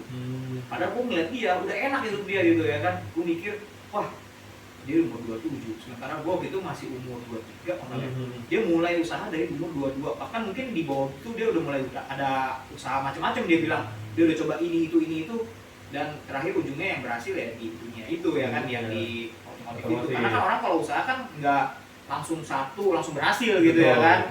Dia cerita macam-macam di situ. Wah, gue dalam hati gue umur segini kalau gue belum mulai usaha juga ke depannya bakal telat banget nih ya kan. Karena dia bilang kalau udah telat mau jajal usaha udah umur 30-an lebih, kok kayaknya usaha susah banget ya gitu ya, maksudnya dikit-dikit susah, pengennya nyerah udah balik lagi kerja segala macem, karena dia bilang gitu. Tapi kalau aslinya dia bilang kalau dicoba pas masih muda begini kita masih ada semangatnya lah gitu ya kan, nggak usah nggak susah banget tuh kata dia gitu. Nah, gue mau nanya nih, dia otomotifnya apa, mobil atau motor? Motor juga sama. Oh, Gue bener-bener inspirasi dari dia aja pokoknya. Walaupun sebenarnya banyak juga narasumber-narasumber yang lain yang gua kan bikin tadi sukses story ke channelnya. Gak cuma dia doang gitu ya kan, banyak yang anak-anak muda juga, pokoknya under 30 semua dia udah punya usaha sendiri lah gitu. Keren-keren banget pokoknya waktu itu, menginspirasi banget. Dan gua dari situ jadi kebayang betapa luasnya dunia ini di luar kantoran gitu ya kan. Gua dulu di kantor tuh kayak kerjanya maksudnya emang positifnya ya ya lu yang bisa jalanin tuh rutin kayak gitu, dapat penghasilan tetap ya, tapi di luar itu lu kayak aktivitas lu tuh udah kayak disakar hukum gitu loh. Orang yang lu ketemu itu doang, kecuali emang lu orang lapangan ya. Kalau orang lapangan mungkin lu bisa sering ketemu orang-orang baru. Oh dulu gua kerjaannya tuh bener-bener di balik layar semua. Ketemunya orangnya itu gua keseharian gua tuh lu bisa tebak, gua datang pagi ke situ, pulang juga dari situ. Bener-bener dari gua kayak berasa disangkar burung gitu. Dunia gua nggak luas, dan begitu gua ketemu orang-orang kayak tadi itu gila, pikiran gua terbuka banget gitu. Wah, tapi di dunia itu luas banget gitu ya. balik nih berarti. Turning point lu nih ya berarti ya? Iya. Jadi turning point lu ketika ketemu orang-orang itu? Iya. Ketika ketemu orang-orang itu, apakah itu di masa-masa jenuhnya lu tadi? Iya, di masa-masa jenuh. Oh benar ya pas tadi ya? mulai dari tahun ketiga ke tahun keempat. Oh ya benar, dia turning point-nya dia sebenarnya ya. Sorry, boleh di-spill tadi yang nama channelnya? Siapa tahu bisa nginspirasi teman-teman juga di rumah. Bisa Oh, channel yang lu bikin success story itu? Oh, udah dihapus. Oh, udah ada. Jadi FYI aja, kalau kantor gua dulu kerja itu udah ditutup, udah pindah, dia udah ganti departemen lain lagi. Jadi di satu, ibaratnya gimana? Dia kan perusahaan gede, punya anak-anak perusahaan kecil gitu ya kan. Kalau yang ini kayaknya metodenya udah nggak berhasil, dia bikin lagi yang baru itu, dipindahin karyawannya, dipindahin ke sini. Gitu. Jadi teman-teman gue yang kerja di kantor itu bukannya pada dipecat, dia pindahin divisinya ke PT, ibaratnya dia nama PT-nya beda, nama PT beda, tapi tetap di grup yang PT grup itu loh, jadi sama. Tapi gua nggak rada berat hatinya, semua karya gua yang gua kerjain di kan ada channel YouTube itu jadi berubah, dihapus semua, jadi nggak ada dia. Itu karya gua semua di situ aja. Lu nggak punya kopinya juga ya? Kopinya ketinggalan di kantor juga. Karena dulu gue mikir begini, karya gue semua ada di YouTube ini, bakal adil lah ibaratnya gitu, kayak di Google aja. Iya, sayang. Ternyata, nah kesimpulan sisi lainnya ternyata kalau segala sesuatu yang memang kuncinya bukan di kita, bisa dihilangin sama orang dengan segampang itu. Iya, gampang banget sekarang di dunia digital tuh udah gampang banget orang mau macam-macam segala macam bisa dia. Dihapus, di copy bisa. Oke. Turning point, nah ini nih yang menarik nih, turning point lo. Jadi sekarang tuh lo apa, ngapain, aktivitas lo apa nih sibukan sekarang? Jadi sekarang gua tuh sibuk ngebangun usaha sendiri. Oke. Jadi usaha gua ini bergerak di bidang jual Tunggu beli. nih, sorry gue potong ya. Sebelum kita ke turning point itu, kan kita otomatis kan lo kan harus resign dulu dong sebelum ini dong. Nah, pada saat lu ngajuin resign, ketemu manajer dulu yang support lu itu, dia gimana? Nah itu dulu nih. Iya benar. Kita mau tahu. Dia sih, ya gua sebenarnya orangnya tuh kalau di kantor sama atasan tuh deket ya. Jadi maksudnya dalam artian, gua sama dia tuh udah kayak bukan pagi pak, siang pak, bukan, siap pak, bukan. Gua tipenya ya, lu hari ini makan apa bos, kayak gitu loh. Jadi gua bener-bener deket gitu. Dan gue pas gue di tahun keempat itu yang gue mau resign, gue juga cerita sama dia. Dan dia juga nanya, ya kan, lu emang mau kemana? Gue mau bangun usaha aja bos. Karena kebetulan di background gue juga, keluarga gue juga ada usaha gitu ya kan. Jadi emang dari background keluarga gue juga orangnya kan juga entrepreneur gitu ya kan. Gue pengen coba, gue itu bilangnya, gue pengen coba sambil melanjutin usaha banyak gua bilang gitu ya kan. Tapi di satu sisi gua juga pengen membangun usaha baru gua. Gua juga bilang ke dia usaha baru gua pengen bergerak di jual beli kendaraan, jual beli motor. Itu gua bilang dia kayak gitu. Dan dia udah kan nggak apa-apa. Gua rasa lu udah cukup dewasa membuat keputusan yang menurut lu terbaik, ya gue hargai keputusan lu. Dia begitu, dia begitu, nggak bukan kayak ngalang-ngalangin. Enggak, itu tipe manajer, itu manajer gue. Tapi FYI ya, manajer gue yang ini tuh yang baru, itu bukan yang waktu gue kuliah. Jadi Oh, udah beda lagi? ganti. Jadi waktu yang tadi gue bilang pas pas gue lagi kuliah, dia support yang dia bilang, "Lu kamu belain kuliah kamu." Itu orangnya pas gue udah lulus kuliah, dia resign. Waduh. Makanya gue bersyukur banget manajer gue waktu itu dia. Kalau orang lain belum tentu gue dikasih sama Iya. gitu. Dia Bahkan bisa manajer yang baru gua diganti ini sama yang belum baru, tentu. yang baru lebih benar-benar mecut banget. Oh gitu. Yang baru mah lu kuliah, lu kerja. Oh, yang udah jalannya lu lah mungkin Iya, ya, jadi dikasih kayak udah kesempatan gitu ya. dikasih jalan sama yang di atas kayak gitu lah. Akhirnya dia menghargai keputusan lu, oke, lu Iya. udah dewasa. Udah dewasa cukup, lu udah cukup dewasa mau bikin keputusan kayak gitu ya, gua hargai ya, silahkan aja dia kayak gitu. Dan dia ya support gua aja gitu. Tapi ya pas prosesnya mah ada aja kendala. Maksudnya dalam proses resign-nya gitu, dari atasannya bos gue juga, kenapa kamu nggak tahan gitu? Emang kamu ada kendala apa kayak gini? Wajar lah kayak gitu. Iya, iya. Pertanyaan-pertanyaan yang inilah apa namanya? Klise lah ya. Iya, udah kewajiban dia nahan gitu ya kan. Oke, berarti jadi yang gua tarik kesimpulan dari gue pribadi sih ada dua nih. Lu resign, lu bikin usaha jadi entrepreneur. Yang pertama tadi lu terinspirasi dari success story-nya yang di kerjaan lu sebelumnya. Yang kedua karena basically keluarga lu entrepreneur. Nah, jadi mana nih yang paling mendorong lu buat oke, gue resign, gue mau bebas, gue mau buka usaha sendiri. Dari segi yang mana nih? Apa saling berkaitan nih? Yang success story sih, gue bener-bener Oke, lu itu yang bener-bener inspirasi banget ya. mencut gue gitu ya. Jadi gue berkaca, dia selama ini udah ngebangun usaha, udah berdarah-darah duluan. Sementara gue nanti suatu saat kalau gue mulainya telat gitu, misalnya umur 28 atau umur 30 gue baru mau mulai usaha, di usaha udah gede gitu, misalnya usaha udah gede, dia udah bertahun-tahun berdarah-darah duluan dibanding gue gitu ya kan. Karena dunia usaha sama dunia kerja kan bener-bener jauh banget gitu loh. Di dunia usaha tuh kejam, berdarah-darah banget. Kalau lu nggak bisa handle dari awal pasti gagal terus gitu ya kan. Tapi ya yang menariknya dari sisi usaha kan gitu, orang-orang cuma ngelihat enaknya doang pas udah berhasil.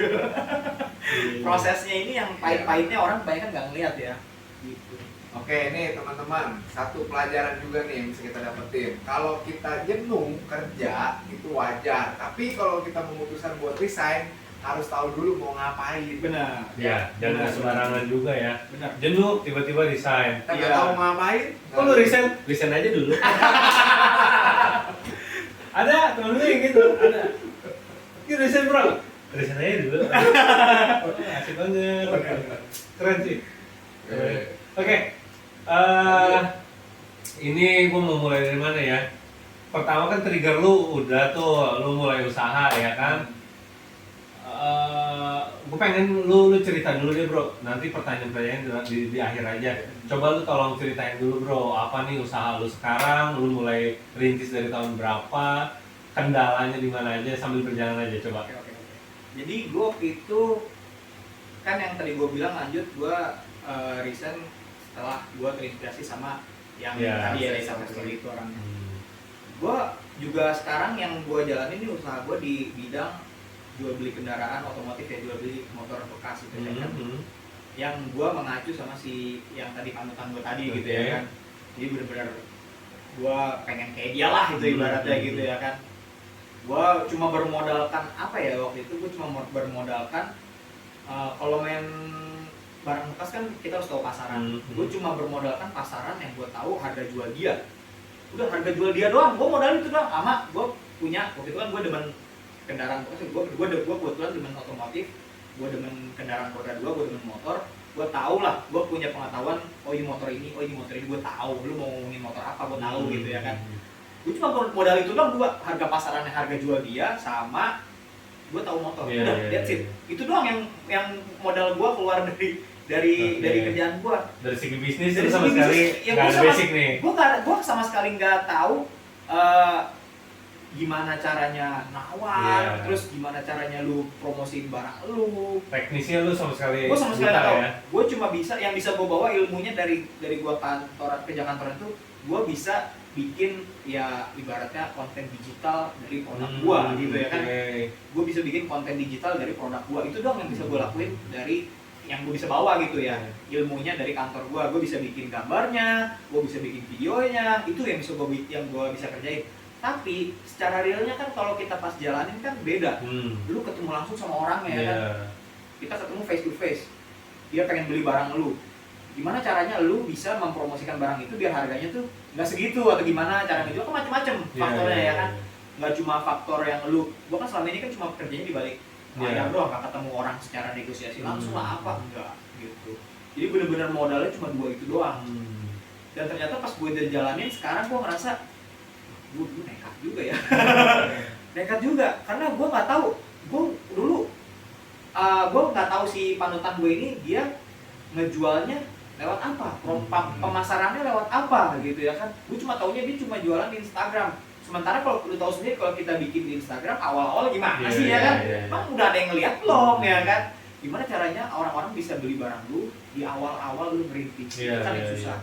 Lu harus pikir gimana caranya mau jual lewat mana itu ya kan. Gue sama sekali nggak tahu itu basicnya di situ, gue benar-benar nol. Dan gue ya seiring berjalannya waktu gue dikasih tahu sama teman gue, lu pasang di sini iklannya, lu jual di sini Facebook. Iya, banyak apa, jadi gue belajar sambil jalan gitu. Gue sama sekali gue buta lah gue ibaratnya jalan doang tuh buta.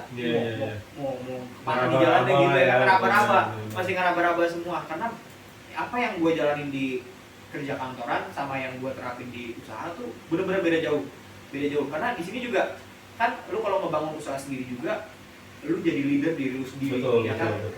Lu karyawannya, lu yang ngatur diri lu sendiri, lu yang cambuk diri lu sendiri. Lu mau ngapain hari ini ya, lu sendiri yang harus ngatur, ya kan? Semua tergantung dari diri lu sendiri karena lu yang ngarahin usaha lu sendiri gitu ya kan. Kalau bukan dari diri kita sendiri ya siapa lagi kan lu yang jalanin doang sendiri, ya kan? Setuju sih gue sampai situ. Oke, jadi terus seiring berjalannya waktu, dari awalnya lu cuma dari pionir lu itu tadi yang lu bilang Mister Motivator lah ya yang lu bilang itu. Setelah itu lu belajarnya dari mana sisanya? Apa lu baca-baca? Apa lu otodidak udah langsung aja turun ke lapangan gitu? Atau lu nanya-nanya saudara, temen, keluarga? Pengalaman gue jalanin, gue cuma nerima ada beberapa saran ini sih, maksud gue selama jalanin tuh adalah masukan-masukan saran itu dari kebanyakan dari keluarga gue sih, karena kan basicnya kan bokap nyokap gue juga kan seorang entrepreneur, jadi sarannya tuh atau advice-nya tuh lebih ke arah gimana caranya kalau lagi ada trouble, kendala kayak yang bersifat ini sih apa umum lah, kayak misalnya contoh misalnya kalau lagi sepi jualan tuh gimana, bareng itu bisa kayak tahu. Kalau lagi sepi gimana, terus kalau lagi apa kalau lagi rame mah nggak usah diomong lah ya kan ya. Kalau lagi sepi gimana, kalau lagi susah barang atau kayak gimana, banyak sih itu banyak sih dari keluarga gue sih. Karena memang basicnya mereka juga. Ya, karena juga gimana ya, ibaratnya lu kalau misalnya pertama kali ngebangun usaha kan pasti lu mengalami yang namanya penolakan. Betul. Itu lu harus udah siap banget penolakan. Apa yang lu tawarin gak selalu semuanya orang suka, ya kan? Pasti ada yang ditolak. Ya lu gimana caranya udah harus bisa lah. Dan itu wajar gitu ya kan. Gua udah nanya ke siapa juga, semua yang udah wirausaha pasti juga pernah ngerasain yang namanya penolakan gitu ya kan. Tinggal caranya kita gimana konsisten ininya lo mengakalinya gitu ya kan. Kalau udah ditolak sekali, apakah lu menyerah gak begitu doang gitu ya kan, berarti lu masih belum cocok jadi wirausaha. Oh gitu Ya kan. Karena kalau wirausaha udah mainnya mental ya. Bener mental. Lu kalau gagal dikit misalnya lagi sepi atau gimana, pasti bawaannya lu kalau apalagi kalau lu dari karyawan gitu ya. Pasti akan kerja juga gitu loh, pasti banyak membandingkan, pasti banyak lepas dari zona nyaman. benar karena ya itu bilang kan, jadi karyawan atau jadi pegawai gitu kan enaknya lu dapat gaji bulanan. Sementara kalau usaha kan lu penghasilan lu bulan ini lu nggak tahu, lu yang ngatur men, ya kan. Benar. Kalau lu lagi males-malesan udah duitnya dikit. Benar. Kalau lu lagi rajin ya itu dapatnya banyak. Iya, gitu, iya. ya kan. Tapi itu semua ya balik lagi ke sama yang di atas. Kalau emang lu dapat rezekinya dikit mah dikit aja. Walaupun lu Benar usahanya sih. keras, itu balik lagi ke ini sih, Iya, hoki iya. ya kayak gitu-gitu. Sama rajin gym. Iya, memberi. Memberi. Oke, ini aku mau nanya nih, otomatis kan kalau kita terjun di dunia bisnis, apalagi dunia baru nih ya kan, kita mesti belajar. Terlebih lagi kalau motor itu kan kompleks nih, mesin-mesin itu banyak, spare part segala macam. Itu lu belajarnya dari mana? Gua dari pengalaman sih. Pengalaman lu sendiri nih. Iya, gua udah ngerasain semua pahit-pahitnya. Gua dari mulai ketipu, rugi, pokoknya sampai ada untung dimakan teman juga ada, macam-macam pokoknya. Gua udah ngerasain semua. Ceritain bro, Ya. Ini menarik nih. Ceritain, Ini bro. Sisi gelapnya juga. Iya. Iya. Ya, yang menurut lo apa ya? Aduh ini benar-benar pengalaman buat gua dan nggak bakal terulang lagi. Dan nggak boleh semua orang itu ngalamin lah. Gitu. Orang bisa Salah belajar satu dari aja dulu. bro, iya. Di yang pertama ya, dari yang pertama dulu nih. Advice gue sekalian jadi saran juga lah. Jadi maksud gue apa yang udah gue alamin biar nonton yang di rumah tuh Iya. bisa ambil gitu ya. Iya. Jangan apa ibaratnya kalau ngebangun usaha jangan kan sekarang banyak tuh orang bikin usaha joinan berdua sama teman, kita bikin usaha ini yuk. Itu kalau menurut gue jangan. Karena apa ya, ibaratnya kalau dua orang lu bikin usaha gitu barengan, lu punya dua pandangan berbeda nantinya gitu. Suatu saat pasti bakal bisa Ketemu lah ya tuh ya titik itu ya. bisa ada titiknya lu beda pandangan, bisa pecah gitu. Hmm. Makanya apa yang dikasih tau bokap gue selalu bilang, lu kalau usaha udah sendiri aja, jangan join-joinan, jangan. Dan Karena kita itu juga bikin- dari bonyok gua. bikin channel ini juga masing-masing aja setelah ini. Gua nggak mau join sama dia. Kamu ya. Itu satu. Oke, Terus yang oke. kedua, jangan apa ya ibaratnya ya. Kalau ngomongin duit kan kalau kita ada usaha bisnis, kalau masalahnya semua dari duit. Kalau masalah duit sama temen itu urusannya beda. Teman-teman duit. Profesional. Oke, Jadi setuju juga. kalau sama temen lu lagi hangout bareng, lu mau jajanin dia, lu bayarin dia, itu bebas. Oke, Kalau masalah duit, bisnis business is business. is business. Oke. Gua pernah punya pengalaman, gua minta tolong temen gua buat iklanin motor gua. Maksudnya gua waktu itu ada satu motor gua iklanin lama, udah sebulan belum laku-laku coy. Oke. Gua minta ke temen gua, bantuin gua dong jualin. Kemudian diposting di Facebook. Ya itu motor laku sama dia. Nah, gua waktu itu mikir, kan dia bilang gua dapat bagian kan nih. Pasti dong gua di dunia Iya. udah lumrah yang namanya ngasih Itu udah pasti. komisi Iya. udah pasti. Cuman waktu itu gua belum sama dia ngomongin sampai kebesaran, gua salah Oke. juga. Gua padahal dia tahu kalau itu motor gua waktu awal-awal banget nih, itu waktu berintis banget, waktu awal-awal masih bulan-bulan pertama lah, belum ada setahun. Itu gua jual motor itu rugi gitu loh. Maksud gua ini motor udah ngabisin banyak, gua harganya tuh pasarannya masih ibaratnya jauh lah, gua ngejualnya Iya. rugi lah, kalau dibilang rugi hampir 500.000 mah ada. Dan sementara gua mesti ya dalam hati kecil gua gitu ya lu kan tahu gua ngejualnya rugi. Maksud gua ya lu sebagai temen mintanya jangan naik-naik lah. Gua gitu pengen ngasih dia 200 komisinya, dia malah mintanya 300 kali hand kayak gitu loh. Jadi gua jadi nggak enak. Dalam hati gua mikir, padahal dia juga tahu gua jualnya rugi. Maksud gua lu masa nggak ada Iya, sih, lo teman gitu. iya, itu ya, gue dari situ pembelajaran gue gitu ya. Bisnis is bisnis, teman is teman. Iya. Itu yang pelajaran dari gue udah nggak mau lagi. Misalnya gue kalau mau nyuruh teman, gue harus udah siapin duit. Lu mau bantuin gue Iya, pasnya Kasih Iya. tahu angka. iya langsung. Lu mau gue kasih segini, lu mau apa enggak? Kalau lu mau ya udah lu iklanin. Kalau enggak ya udah, gue iklanin sendiri. Oke. Itu yang gue ambil. Yang kedua, bisnis Oke. bisnis, teman is teman. Terus yang ketiga apa lagi ya? Jangan gampang percaya sama orang yang nggak dikenal.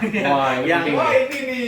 yang kemarin yang paling pahit gue selama ini jalanin usaha ini ya, paling kental sama yang namanya penipuan. Kalau lu mau bergerak di jual beli kendaraan, ini paling kental sama yang namanya penipuan. Itu udah paling bikin pahit Ini kayaknya dia punya pengalaman yang agak Ini kurang mah baik. bener-bener parah sih. Pahit. Ceritain dong. Pahit. Boleh ceritain kan? Boleh. Jadi Silakan. dan gue juga baru tahu kalau apa hal seperti ini tuh udah lumrah dijual beli kendaraan. Oke. Gitu. Gue cuma sebagian kecil dari para korban lah. Hmm. Jadi gue waktu itu punya satu barang lah, motor yang kayak gini. Gue pengen jual motor ini gitu. Gue iklanin di online dan ada salah satu orang yang japri gue gitu ya kan. Bang, ini motornya masih ada nggak gitu ya kan? Dia japri gue nanya-nanya lah segala macem. Nah, dia bilang, bang harganya berapa? Waktu itu ada sebut, nah segini harganya. Dia nego, tapi negonya dikit banget. Siapa yang nggak tertarik ya kan? Tunggu nih, harga mendingan sebutin aja nggak apa-apa. Ya, misalnya waktu itu gue nggak salah, gue jual harganya 12 juta. Itu nggak salah Honda Beat tahun 2019 nggak salah, 12 juta. Dia nego, gue buka 12.300 nggak salah. Dia nego 12 juta, maksudnya cuma turun 300. Okay. Siapa yang nggak tertarik kan? Gue bilang aja, oh iya nggak apa-apa, harga segitu jadiin aja. Gue bilang silakan cek dulu aja motornya, gue bilang gitu kan. Dia bilang, oh yaudah, nanti jadi gini bang, motornya itu nanti saya bayarin cash, saya mau jual kredit, mau saya kreditin ke customer saya gitu. Jadi pandangan gue tuh, oh ini dia gila juga nih, ya. gila juga nih, lagi nggak ada barang nih, ada customer datang ke dia pengen kredit, barangnya nggak ada, dia pengen ngambil barang gue ya kan. Modus operandinya tuh gini nih ya. Begitu, yang ini dari pandangan gue nih, gue ceritain dari pandangan gue dulu. Dia begitu. Nah terus, ya udah, nggak apa-apa. Yang penting gue bayar cash, ya kan. Barang bayar cash, silakan. Lu mau kredit sama dia ya, lu mau kredit dia bebas. Betul, Tapi gue bayar cash, betul, ya kan. gitu ya. Gue udah urusannya sama lu doang. Iya, cash, benar. kan. Dia akhirnya dia bilang, ya udah, bentar ya, dikirim aja alamatnya, nanti customer saya datang ke sana. Dan benar, gue udah kasih alamat gue, customer datang.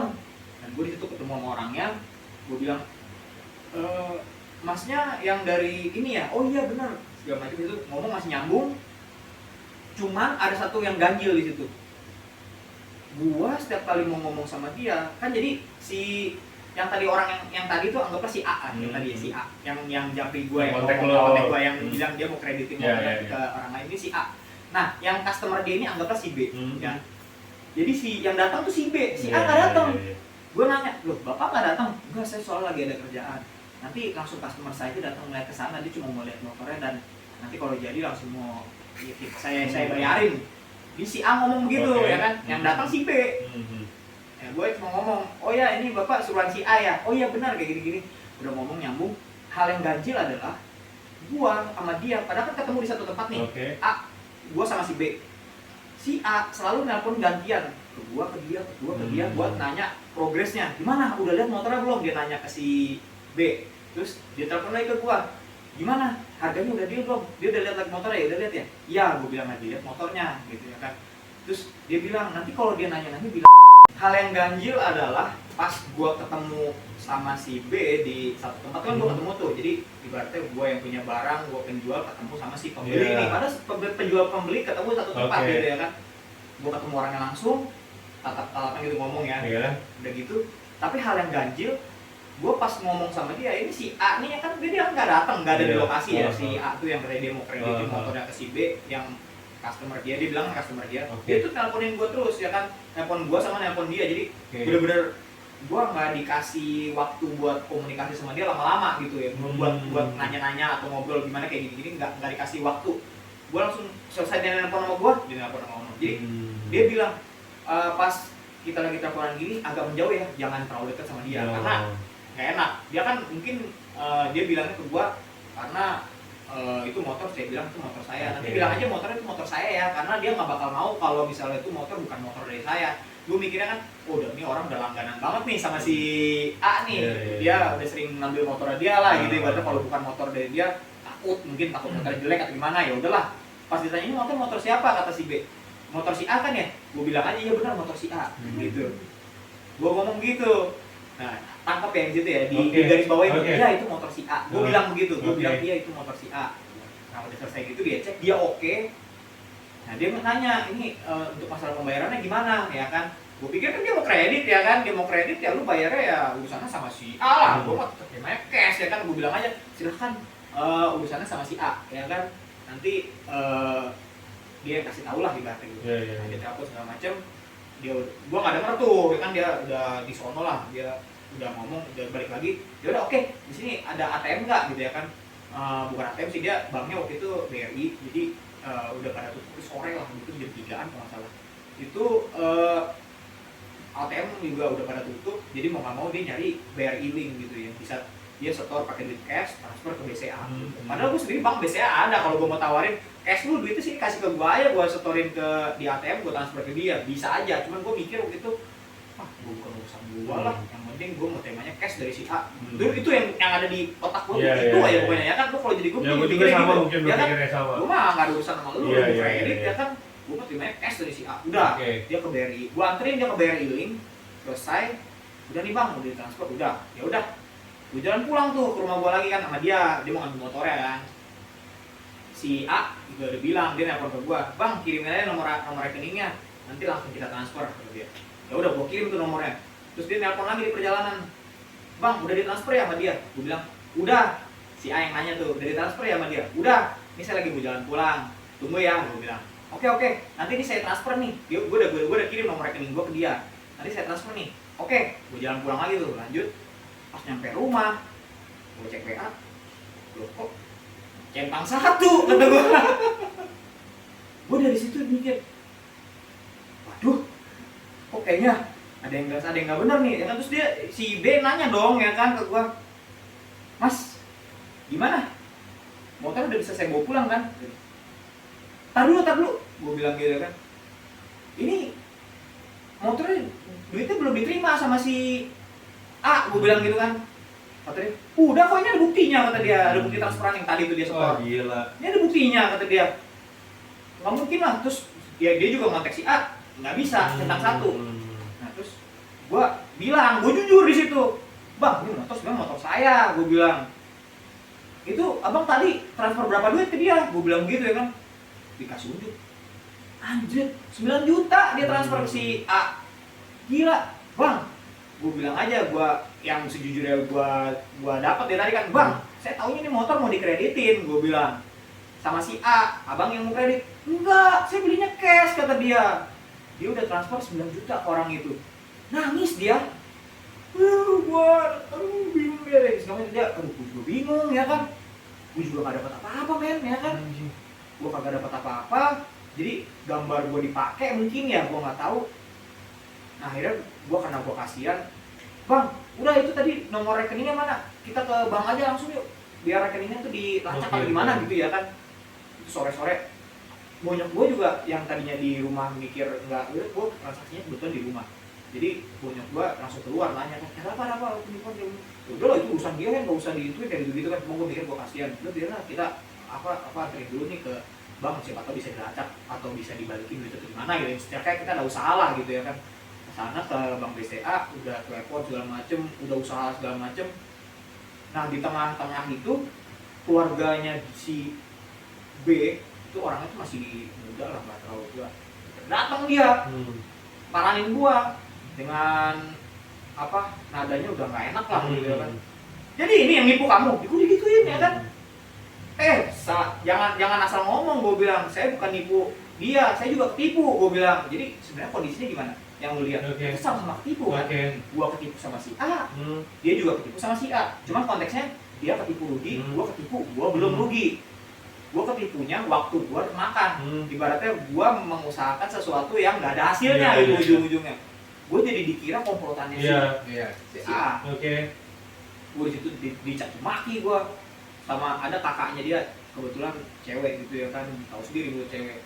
Wah, gue dibacotin segala macem, dikatain penipu lah gue segala macem. Ayo bawa dia kantor polisi. Gue kantor polisi. Yang paling dekat itu ada polsek di Karawaci. Bukan Karawaci. Cirebon ya? Yang dekat yang di dekat apa namanya, terminal. Ya itu kan ada polsek di situ. Nah, di situ. Paling dekat situ, gua ke situ. Itu ramai tuh dia, ada sekitar 3-4 orang lah keluarga dia. Gue cuma ditemenin supir gua doang, ada orang yang kerja di rumah gua ya kan. Itu cuma berdua doang men. Dan bonyok gua cuma bilang ke supir gua, lu bantuin si Andy gitu. Maksudnya kalau ada apa-apa dibantuin gua. Bisa ngomong apa-apa men, pas gua lagi dibacotin segala macam, gua sendiri doang gua. Terus udah gitu udah nyampe polsek, nah dia laporin lah tuh kasusnya dia segala macam. Beruntungnya gua di polsek itu para polisinya ngebela gua, men. Jadi maksud gua, jadi dia ngebela gua karena gini, kasus penipuan kayak gini tuh udah banyak, udah sering. Jadi maksudnya kalau si B ini kan si B yang lapor nih, kakaknya tuh yang cewek tuh. Ini taunya dari mana? Dari online. Kamu, dia nanya ke gua, kamu masarnya di mana orang ini? Kenalnya dari mana? Dari online. Terus kata dia, si ibu yang B nih, yang perwakilannya si B kan apa si kakaknya, kalau nggak bisa nemuin si A, nggak bisa ngusut lu. Gua Iya. nggak bisa, Nggak bisa nuntut lu. nggak bisa. Gua bisa dituntut kalau si A udah ketemu. Dan terbukti kalau lu tuh komplotan. Oke. Nah itu, gua di situ dibelain, gua agak lega gitu. Nah dia merasa nggak puas di situ, dia maki-maki gua dengan ada yang rada nggak enak. Dan gua agak kesel juga di situ. Gua agak bilang, saya di sini tuh mau ngebantu adek kamu, gua bilang gitu kan. Dengan ada agak keras, lakinya di situ juga makin panas dia lakinya. Kamu jangan macam-macam, itu istri saya. Kayak gitu gua di situ, gua mikir anjir dia rame ya kan, gua cuma berdua sama supir gua. Gua nggak bisa apa-apa, men. Ya udah gua bilang, ya udah saya minta maaf. Cuma tadi dia nyalain saya gitu, saya nggak suka karena saya di sini tuh niat. Gua awalnya niatnya baik, cuma bantuin dia, tapi adiknya tuh udah nangis depan rumah gua, coy. Dia nangis, dia ya bingung gimana mau ngapain ya. Gua bantuin dia, gua malah dimaki-maki, gua jadi dikira penipu segala macam. Wah, kata gua, ini udah nggak bener nih ya kan kayak begini. Dia merasa nggak puas, dari situ polsek nyaranin kalau emang masih nggak puas silahkan lanjut ke Polres. Malam itu juga gua langsung dibawa sama dia ke Polres. Gua bilang ayo silakan, karena gua nggak salah, gua nggak salah, gua nggak takut ya kan. Ayo silakan ke Polres. Di Polres nyampe di situ gua apa ya ibaratnya dapet ininya tuh feedbacknya yang beda sama yang di Polsek. Jadi yang di Polres sendiri bilang ya udah silakan saya balikin. Dia udah diceritain tuh tadi tuh kronologinya, dia balikin lagi, silahkan kalau maunya gimana kata dia. Metro Tangerang dong berarti. Polres Metro Tangerang yang di Damogos itu ya kan. Dia bilang silakan saya balikin lagi ke dibalikin lagi ke gua. Mau yang mau bikin surat, maksudnya kan laporannya itu siapa? Si B kah yang korban atau gua? Kalau si B yang mau bikin suratnya, dia yang bikin laporan nih. Dia lapor kalau kena tipu. Motor yang gua mau jual itu ditahan, jadi barang bukti. Wah, kata gua nggak bisa dong. Gua bilang ini motor dagangan, saya pedagang. Gua bilang saya jual beli motor bekas, saya dealer. Gua bilang ya gimana terserah. Kalau saran saya kata polisinya tuh ya, yang bikin laporan kamu, ya kan? Kamu laporan penipuan, motornya kasih buat dia. Wah nggak bisa juga, gue bilang. Gua nggak dapat apa-apa, motornya kasih dia, udah gila, gue bilang. Kalau gitu mah dari awal aja. Iya. Ya kan, iya kayak kronologi pertama, motor dibawa dia, terus gue yang lapor, gue lapor ke polisi gitu. Sama aja bodoh, Pak. Gue pilihannya nggak bener nih kata gue ya kan. Nah, gue dari situ gue masih sendiri loh. Jadi supirku masih di bawah. Dia cuma boncengin gua sampai situ dong, gua di atas gua sendiri. Wah, kata gua pahit amat hari ini ya.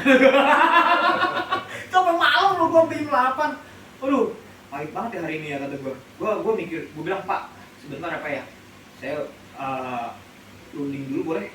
Maksud gua mau hubungin orang-orang terdekat gua dulu lah, gua mau nanya lah, gua mau nentuin pilihan begini. Silakan gitu ya.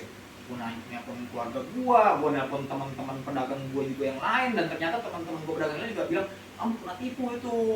Saya untungnya nggak pernah kayak begitu, makanya ini kasih tahu sama dia. Nah itu pelajaran juga gua. Itu, waduh, gua baru tahu yang kayak begitu kan. Udah dari situ ya pokoknya ujung-ujungnya inilah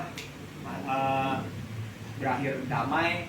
Ibaratnya udah melalui banyak proses, akhirnya sama-sama enaknya tuh inilah. Ya udah kerugian dia berapa sih? Tadi transfer tadi berapa? 9.200.000 kalau nggak salah. Udah bagi dua deh. Dia rugi 4,6.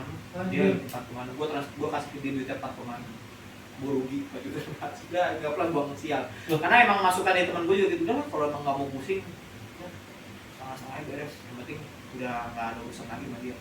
Sebenarnya ya. Jadi lu nggak fight sampai benar-benar? Gua fight. Gua gini loh. Jadi itu kan gue bilang tadi udah melewati banyak tahap. Jadi salah satu tahapnya gue fight di situ, gue waktu itu teman pedagang gue yang lain kenalin gue sama salah satu petinggi polisi lah dari tempat lain. Dan gue udah kontak dia udah ngerti, oh iya kamu itu juga korban, tapi kamu korban yang belum rugi. Iya. Ya udah nggak apa-apa, saya kontak orang sana biar nggak bela-belain kamu lah. Gitu. Nah pas gue ngomong begitu, gue samperin ke yang di sana polisinya ya dia kebetulan si yang B-nya tuh gak jauh, dia denger juga, wah dia mikir wah polisi ini bisa ngebelain dia nih, enak. Sementara dia ngerasa dia mungkin warga kecil, Pak kita cuma warga kecil Pak, jangan ngindas kita kayak gitu-gitu. Cuma gara-gara gua kenal sama petingginya gitu, akhirnya polisinya ya bingung juga dia jadinya ya kan. Oke. Jadi ya gua bingung mesti gimana. Sementara ya posisinya ya gua juga kan sama-sama ketipu. Akhirnya teman gua ngasih solusi begitu, ngapain buang sial kata dia. Udah ya lewat jalur begitu polisinya juga ngerasa apa gua bijak juga mungkin ya, mau keluar duit dibikinlah suratnya yang maksudnya laporan kalau emang itu kendaraan tersebut dan pihak gua dan dia udah nggak akan lagi menghasut tentang hal itu lagi karena udah berakhir damai, case selesai gitu. Si ngehe ini gimana nih, si ngehe nih jadinya nih, si A ini nih udah hilang lah udah ini. Dan kan gue maunya kan tadinya kan kalau datang ke kantor polisi kan ya maksudnya dia tuh bisa siapa tahu bisa ngelacak cari gitu ya. Dan dia alasannya pada ngomongnya di Polres kata dia di sini semua tuh di dunia itu banyak yang tipenya tuh kayak si A dan dia tuh pada pinter kata dia, nomor handphone orang lah atau KTP orang dipakai buat bikin rekening, terus nomor handphone yang dipakai dibuang lah handphone apa udah nggak bisa dilacak ya kan. Udah dia ngomong begitu, kita mau ngomong apa udah susah, ya udahlah gue yang penting gue case selesai udah, itu jadi pengalaman, jadi obat pahit banget dari gue udah itu. Tapi ini gue bener kesel banget gitu apa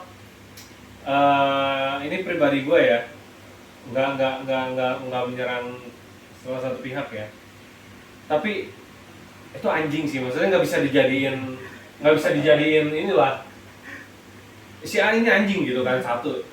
Terus yang kedua, dari pihak kepolisian harusnya lebih bisa mendamaikan suasana hati kita, dalam artian apa ya, kok yang bikin kesel gini, gue ada 2 kejadian nih. Kejadian pertama soal akte anak gue bikin akte buat anak gue, semua serba online. Gue datang dong ke sana, Pak ini saya udah bawa gini. Oh Pak nggak bisa, sekarang semua online.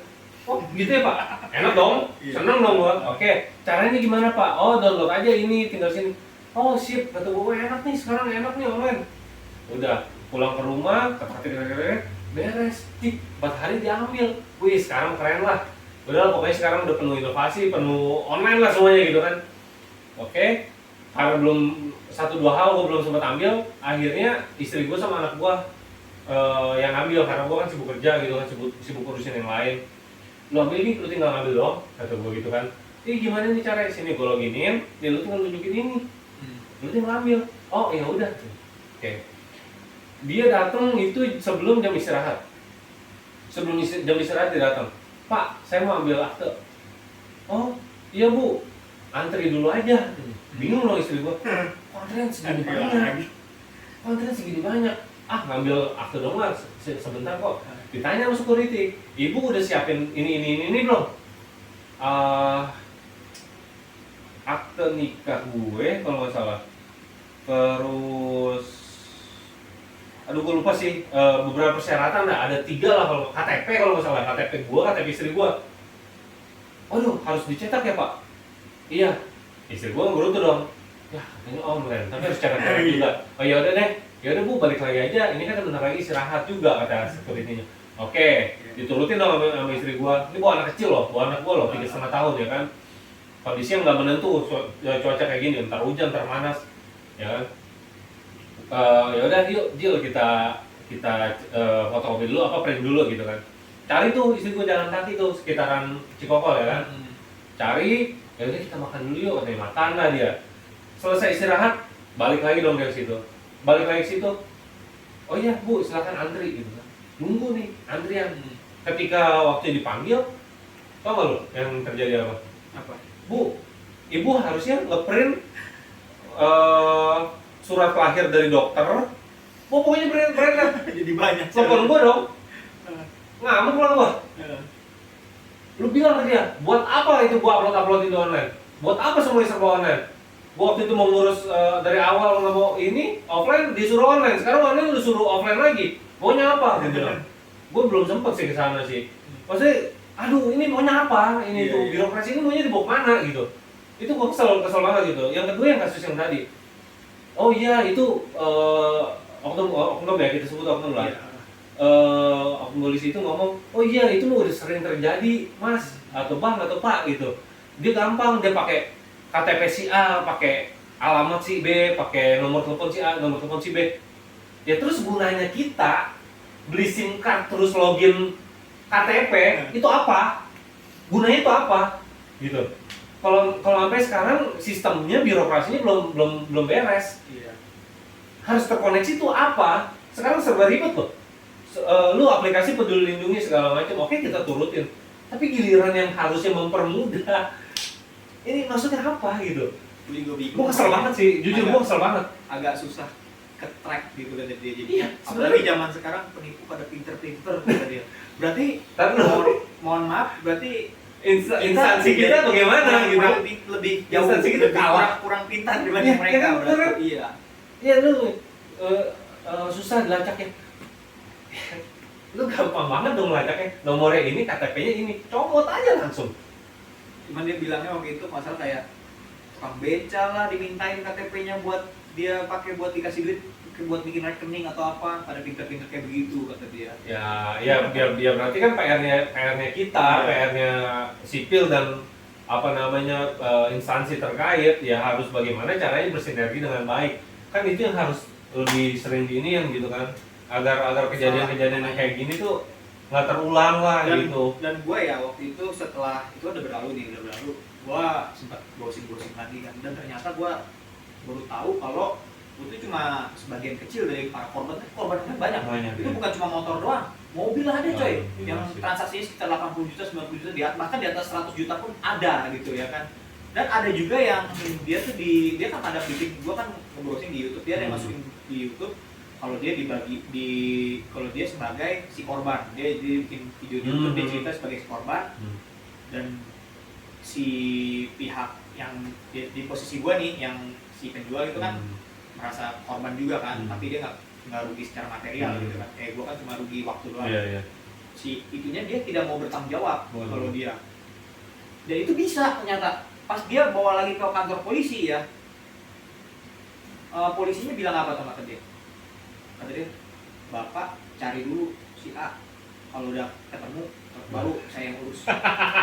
Gila loh, disuruh cari tugas disuruh cari. Akhirnya dia nggak lanjutin dan dia rugi sendiri. Itu kasusnya, makanya gue bilang kasusnya beda-beda orang. Kalau di kasus gua, ya gua termasuk orang yang ibaratnya apa ya, nggak mau pusing lah, dan gua ibaratnya karena gua dari awal pengen bantu dia kan, kasihan ya kan. Ya mungkin gue dikasih rezeki lebih sama Tuhan juga kan, karena mungkin gue kurang beramal, mungkin ya gue mikir udah ikhlasin aja, mungkin gue belakangan ini kurang beramal, gue ikhlasin aja, nanti rezeki di depan lebih banyak lagi. Kata temen gue juga gitu, udah ikhlasin aja, nanti rezeki di depan masih banyak, nggak usah pusingin kayak gitu, yang penting kasus kelar. Gue kagak mau urusan ada, karena gini, kalau gue bisa aja tuh kayak yang tadi tuh, gue nggak mau bertanggung jawab ya, gue mikir gue bisa aja kayak gitu, cuma nanti si B ini pihak yang tadi merasa dirugikan, dia kan begitu, nggak ada sama sekali, nggak ada kembaliannya tuh, dia udah 9 juta lebih hilang. Dia kan tahu rumah gue. Dia bisa sepulangnya dari itu keluar dari ruangan kantor polisi, dia misalnya gue menang gue kagak keluar duit sama sekali, misalnya gue, dia bisa aja langsung masih ngebacotin gue sampai pulang, sampai ribut sampai di ke rumah gue besoknya masih bisa samperin sama dia. Dia nggak bakal melakukan hal-hal yang di luar nalar lah, mungkin dia bisa nyamperin gue segala macam, bisa digebukin atau apa, kita nggak tahu. Gue nggak mau. Tapi jujur, gue sih agak nggak nebak nih ya endingnya bakal kayak gini. Justru malah yang gue tebak tuh tadi awalnya si A si B ini berkomplot. Nah itu juga bisa jadi, karena gini, di posisi tadi kan ya, yang gue belum ini nih, gue sama sekali belum keluar duit gitu ya. Dia kan punya kerugian 9.200.000. di satu sisi dia bisa mengira gua komplotan Ah, si A. Oke. Dia ada transfer, gua Oke. komplotan nih. Ah, Tapi setelah misalnya gua menang nih, gua nggak keluar duit sama sekali, gua bisa aja di luar dibagi gitu sama si A. Oke. Itu kemungkinan pertama. Oke. Dia yang lihat begitu. Mhm. Dari sisi gua juga bisa melihat dia hal yang sama. Kalau gua keluarin duit gua setengahnya dari kerugian dia, nih gua kasih lu duit itu udah, maksudnya kita rugi setengah-setengah, dia dapat duit. Ya kan? Dia dapat duit 4.600.000 itu. Yang si A ini kan udah terima duit gitu ya kan. Jadi maksudnya ya sama-sama bisa saling curiga lah kalau kayak begitu mah. Ibaratnya dia ada transfer 9 juta dibalikin 4.600.000, setengah ntar dia bisa bagi dua sama si A. Gue bisa mikir begitu juga kan. Jadi nggak ada selesainya, sama-sama bisa saling mencurigai gitu. Ya udahlah, kita anggap aja. Gue udah mikirin hal itu udah berkali-kali dan udah matang. Gue udah pikir dari putusan terbaik. Udahlah, udah lagi suwe, udah buang sial, buat beramal juga biar kedepannya rezeki kita masih banyak. Dan untungnya ya sampai sekarang kan gue udah lewat, itu udah masa kelam. Oke, mantap. Berapa tahun bro bangun usaha ini? Sekarang udah jalan 3 tahun. Wah keren. Udah jalan 3 Keren. tahun. Udah pahit manisnya segala macam udah gue rasain. Terus ini sorry ya agak pribadi nih. Ketika lu bekerja dengan ketika lu usaha, pendapatan nih gimana? Udah sarser kah? Maksudnya udah oke lah. Oh ya udah gue usaha sekarang nih dengan gue kerja udah settle nih. Udah maksudnya udah hampir sama nih gitu atau gimana bro? Atau masih berjuang? Gini, kalau dari penghasilan kan gua kan sekarang yang gua jalanin ini bukan cuma usaha bisnis yang jual beli kendaraan juga. Kan gua kan juga jalanin yang usaha keluarga gua tadi juga kan. Jadi gua sekarang jalanin 2, ada jual beli kendaraan tadi itu yang gua bangun sendiri, yang satu lagi gua masih bantuin usaha bonyok juga. Jadi di situ gua juga nanam modal. Jadi modal gua kebagi 2 lah, satu buat stok motor, satu lagi buat jadi usaha bonyok nih main di sepatu bayi. Jadi duit gua ada gue bikin di sepatu bayi juga, duit gue juga ada bikin masuk di stok motor juga. Jadi ada 2, gue bangun 2 usaha ini. Jadi duit gua agak bagi-bagi nih. Nah, kalau soal penghasilan, pendapatan dibanding kerja ya kan lu tahu sendiri kalau usaha tuh kadang ramai, kadang sepi gitu ya. Jadi penghasilan tuh turun naik. Kadang misalnya kalau gaji gua karyawan segini nih, ya kan, lulus aja ya kan. Nah, kalau karyawan kalau bisa usaha gua kemarin kalau lagi pas lagi rame itu bisa 2 kali lipat atau bahkan lebih dari gaji gua pas masih jadi karyawan. Tapi kalau lagi sepi kan suka masih di bawah, ada gitu. Jadi turun naik. Ya, usaha nggak ada yang tahu. Usaha nggak ada yang tahu. Cuman yang gua percaya kalau gua kan sekarang kan lagi fokus membesarkan modal gitu ya kan. Setiap ada dapat untung atau apa, gua sisihin buat nambahin lagi. Jadi misalnya gua dapat duit misalnya 2 juta, 3 juta atau 4 juta atau berapa 10 juta gue sisihin buat nambahin modal, bisa buat dilipatin lagi ya kan, buat nambahin buat modal ini, buat modal ini. Nah nanti kalau udah makin gede kan ibaratnya ya pasti penghasilan juga makin gede dong. Nah jadi itu semua gue masih dibangun. Gitu. Mantap, keren. Salut ya. Keren. Ya udah bro, gila kalau kita mau ngobrol kita masih banyak lagi nih. Ya kita closing aja kali ya. Coba tolong kasih tips atau advice buat teman-teman, closing statement lah dari lu. Kira-kira statement ya. Apa gitu yang bisa buat teman-teman yang mungkin masih ada juga yang mungkin masih sekolah atau kuliah yang masih nonton dan bingung nanti ke depannya mau ngambil kerja atau kuliah. Saran gue cuma satu, lakuin dari apa yang lu suka dulu. Karena apapun yang lu suka, mau itu kerja, mau itu usaha, nanti bakal lu bisa temuin jati diri lu, di mana lu ngerasa pede, jalanin. Mau itu usaha, mau itu kerja, jalanin. Lu di mana lu bisa nyaman di situ, itu bakal berjalan dengan mulus. Pasti. Ya 80% berjalan dengan mulus karena lu bisa dan lu nyaman. Ya 2 hal itu ya, lu bisa, lu nyaman. Itu udah pasti 80% berjalan mulus. Sisanya 20% ya dibantu sama faktor-faktor lain dan juga ada dari yang atas lah. Nanti mau lu emang rezeki pasti dapetnya juga dikasih yang bagus. Mantap.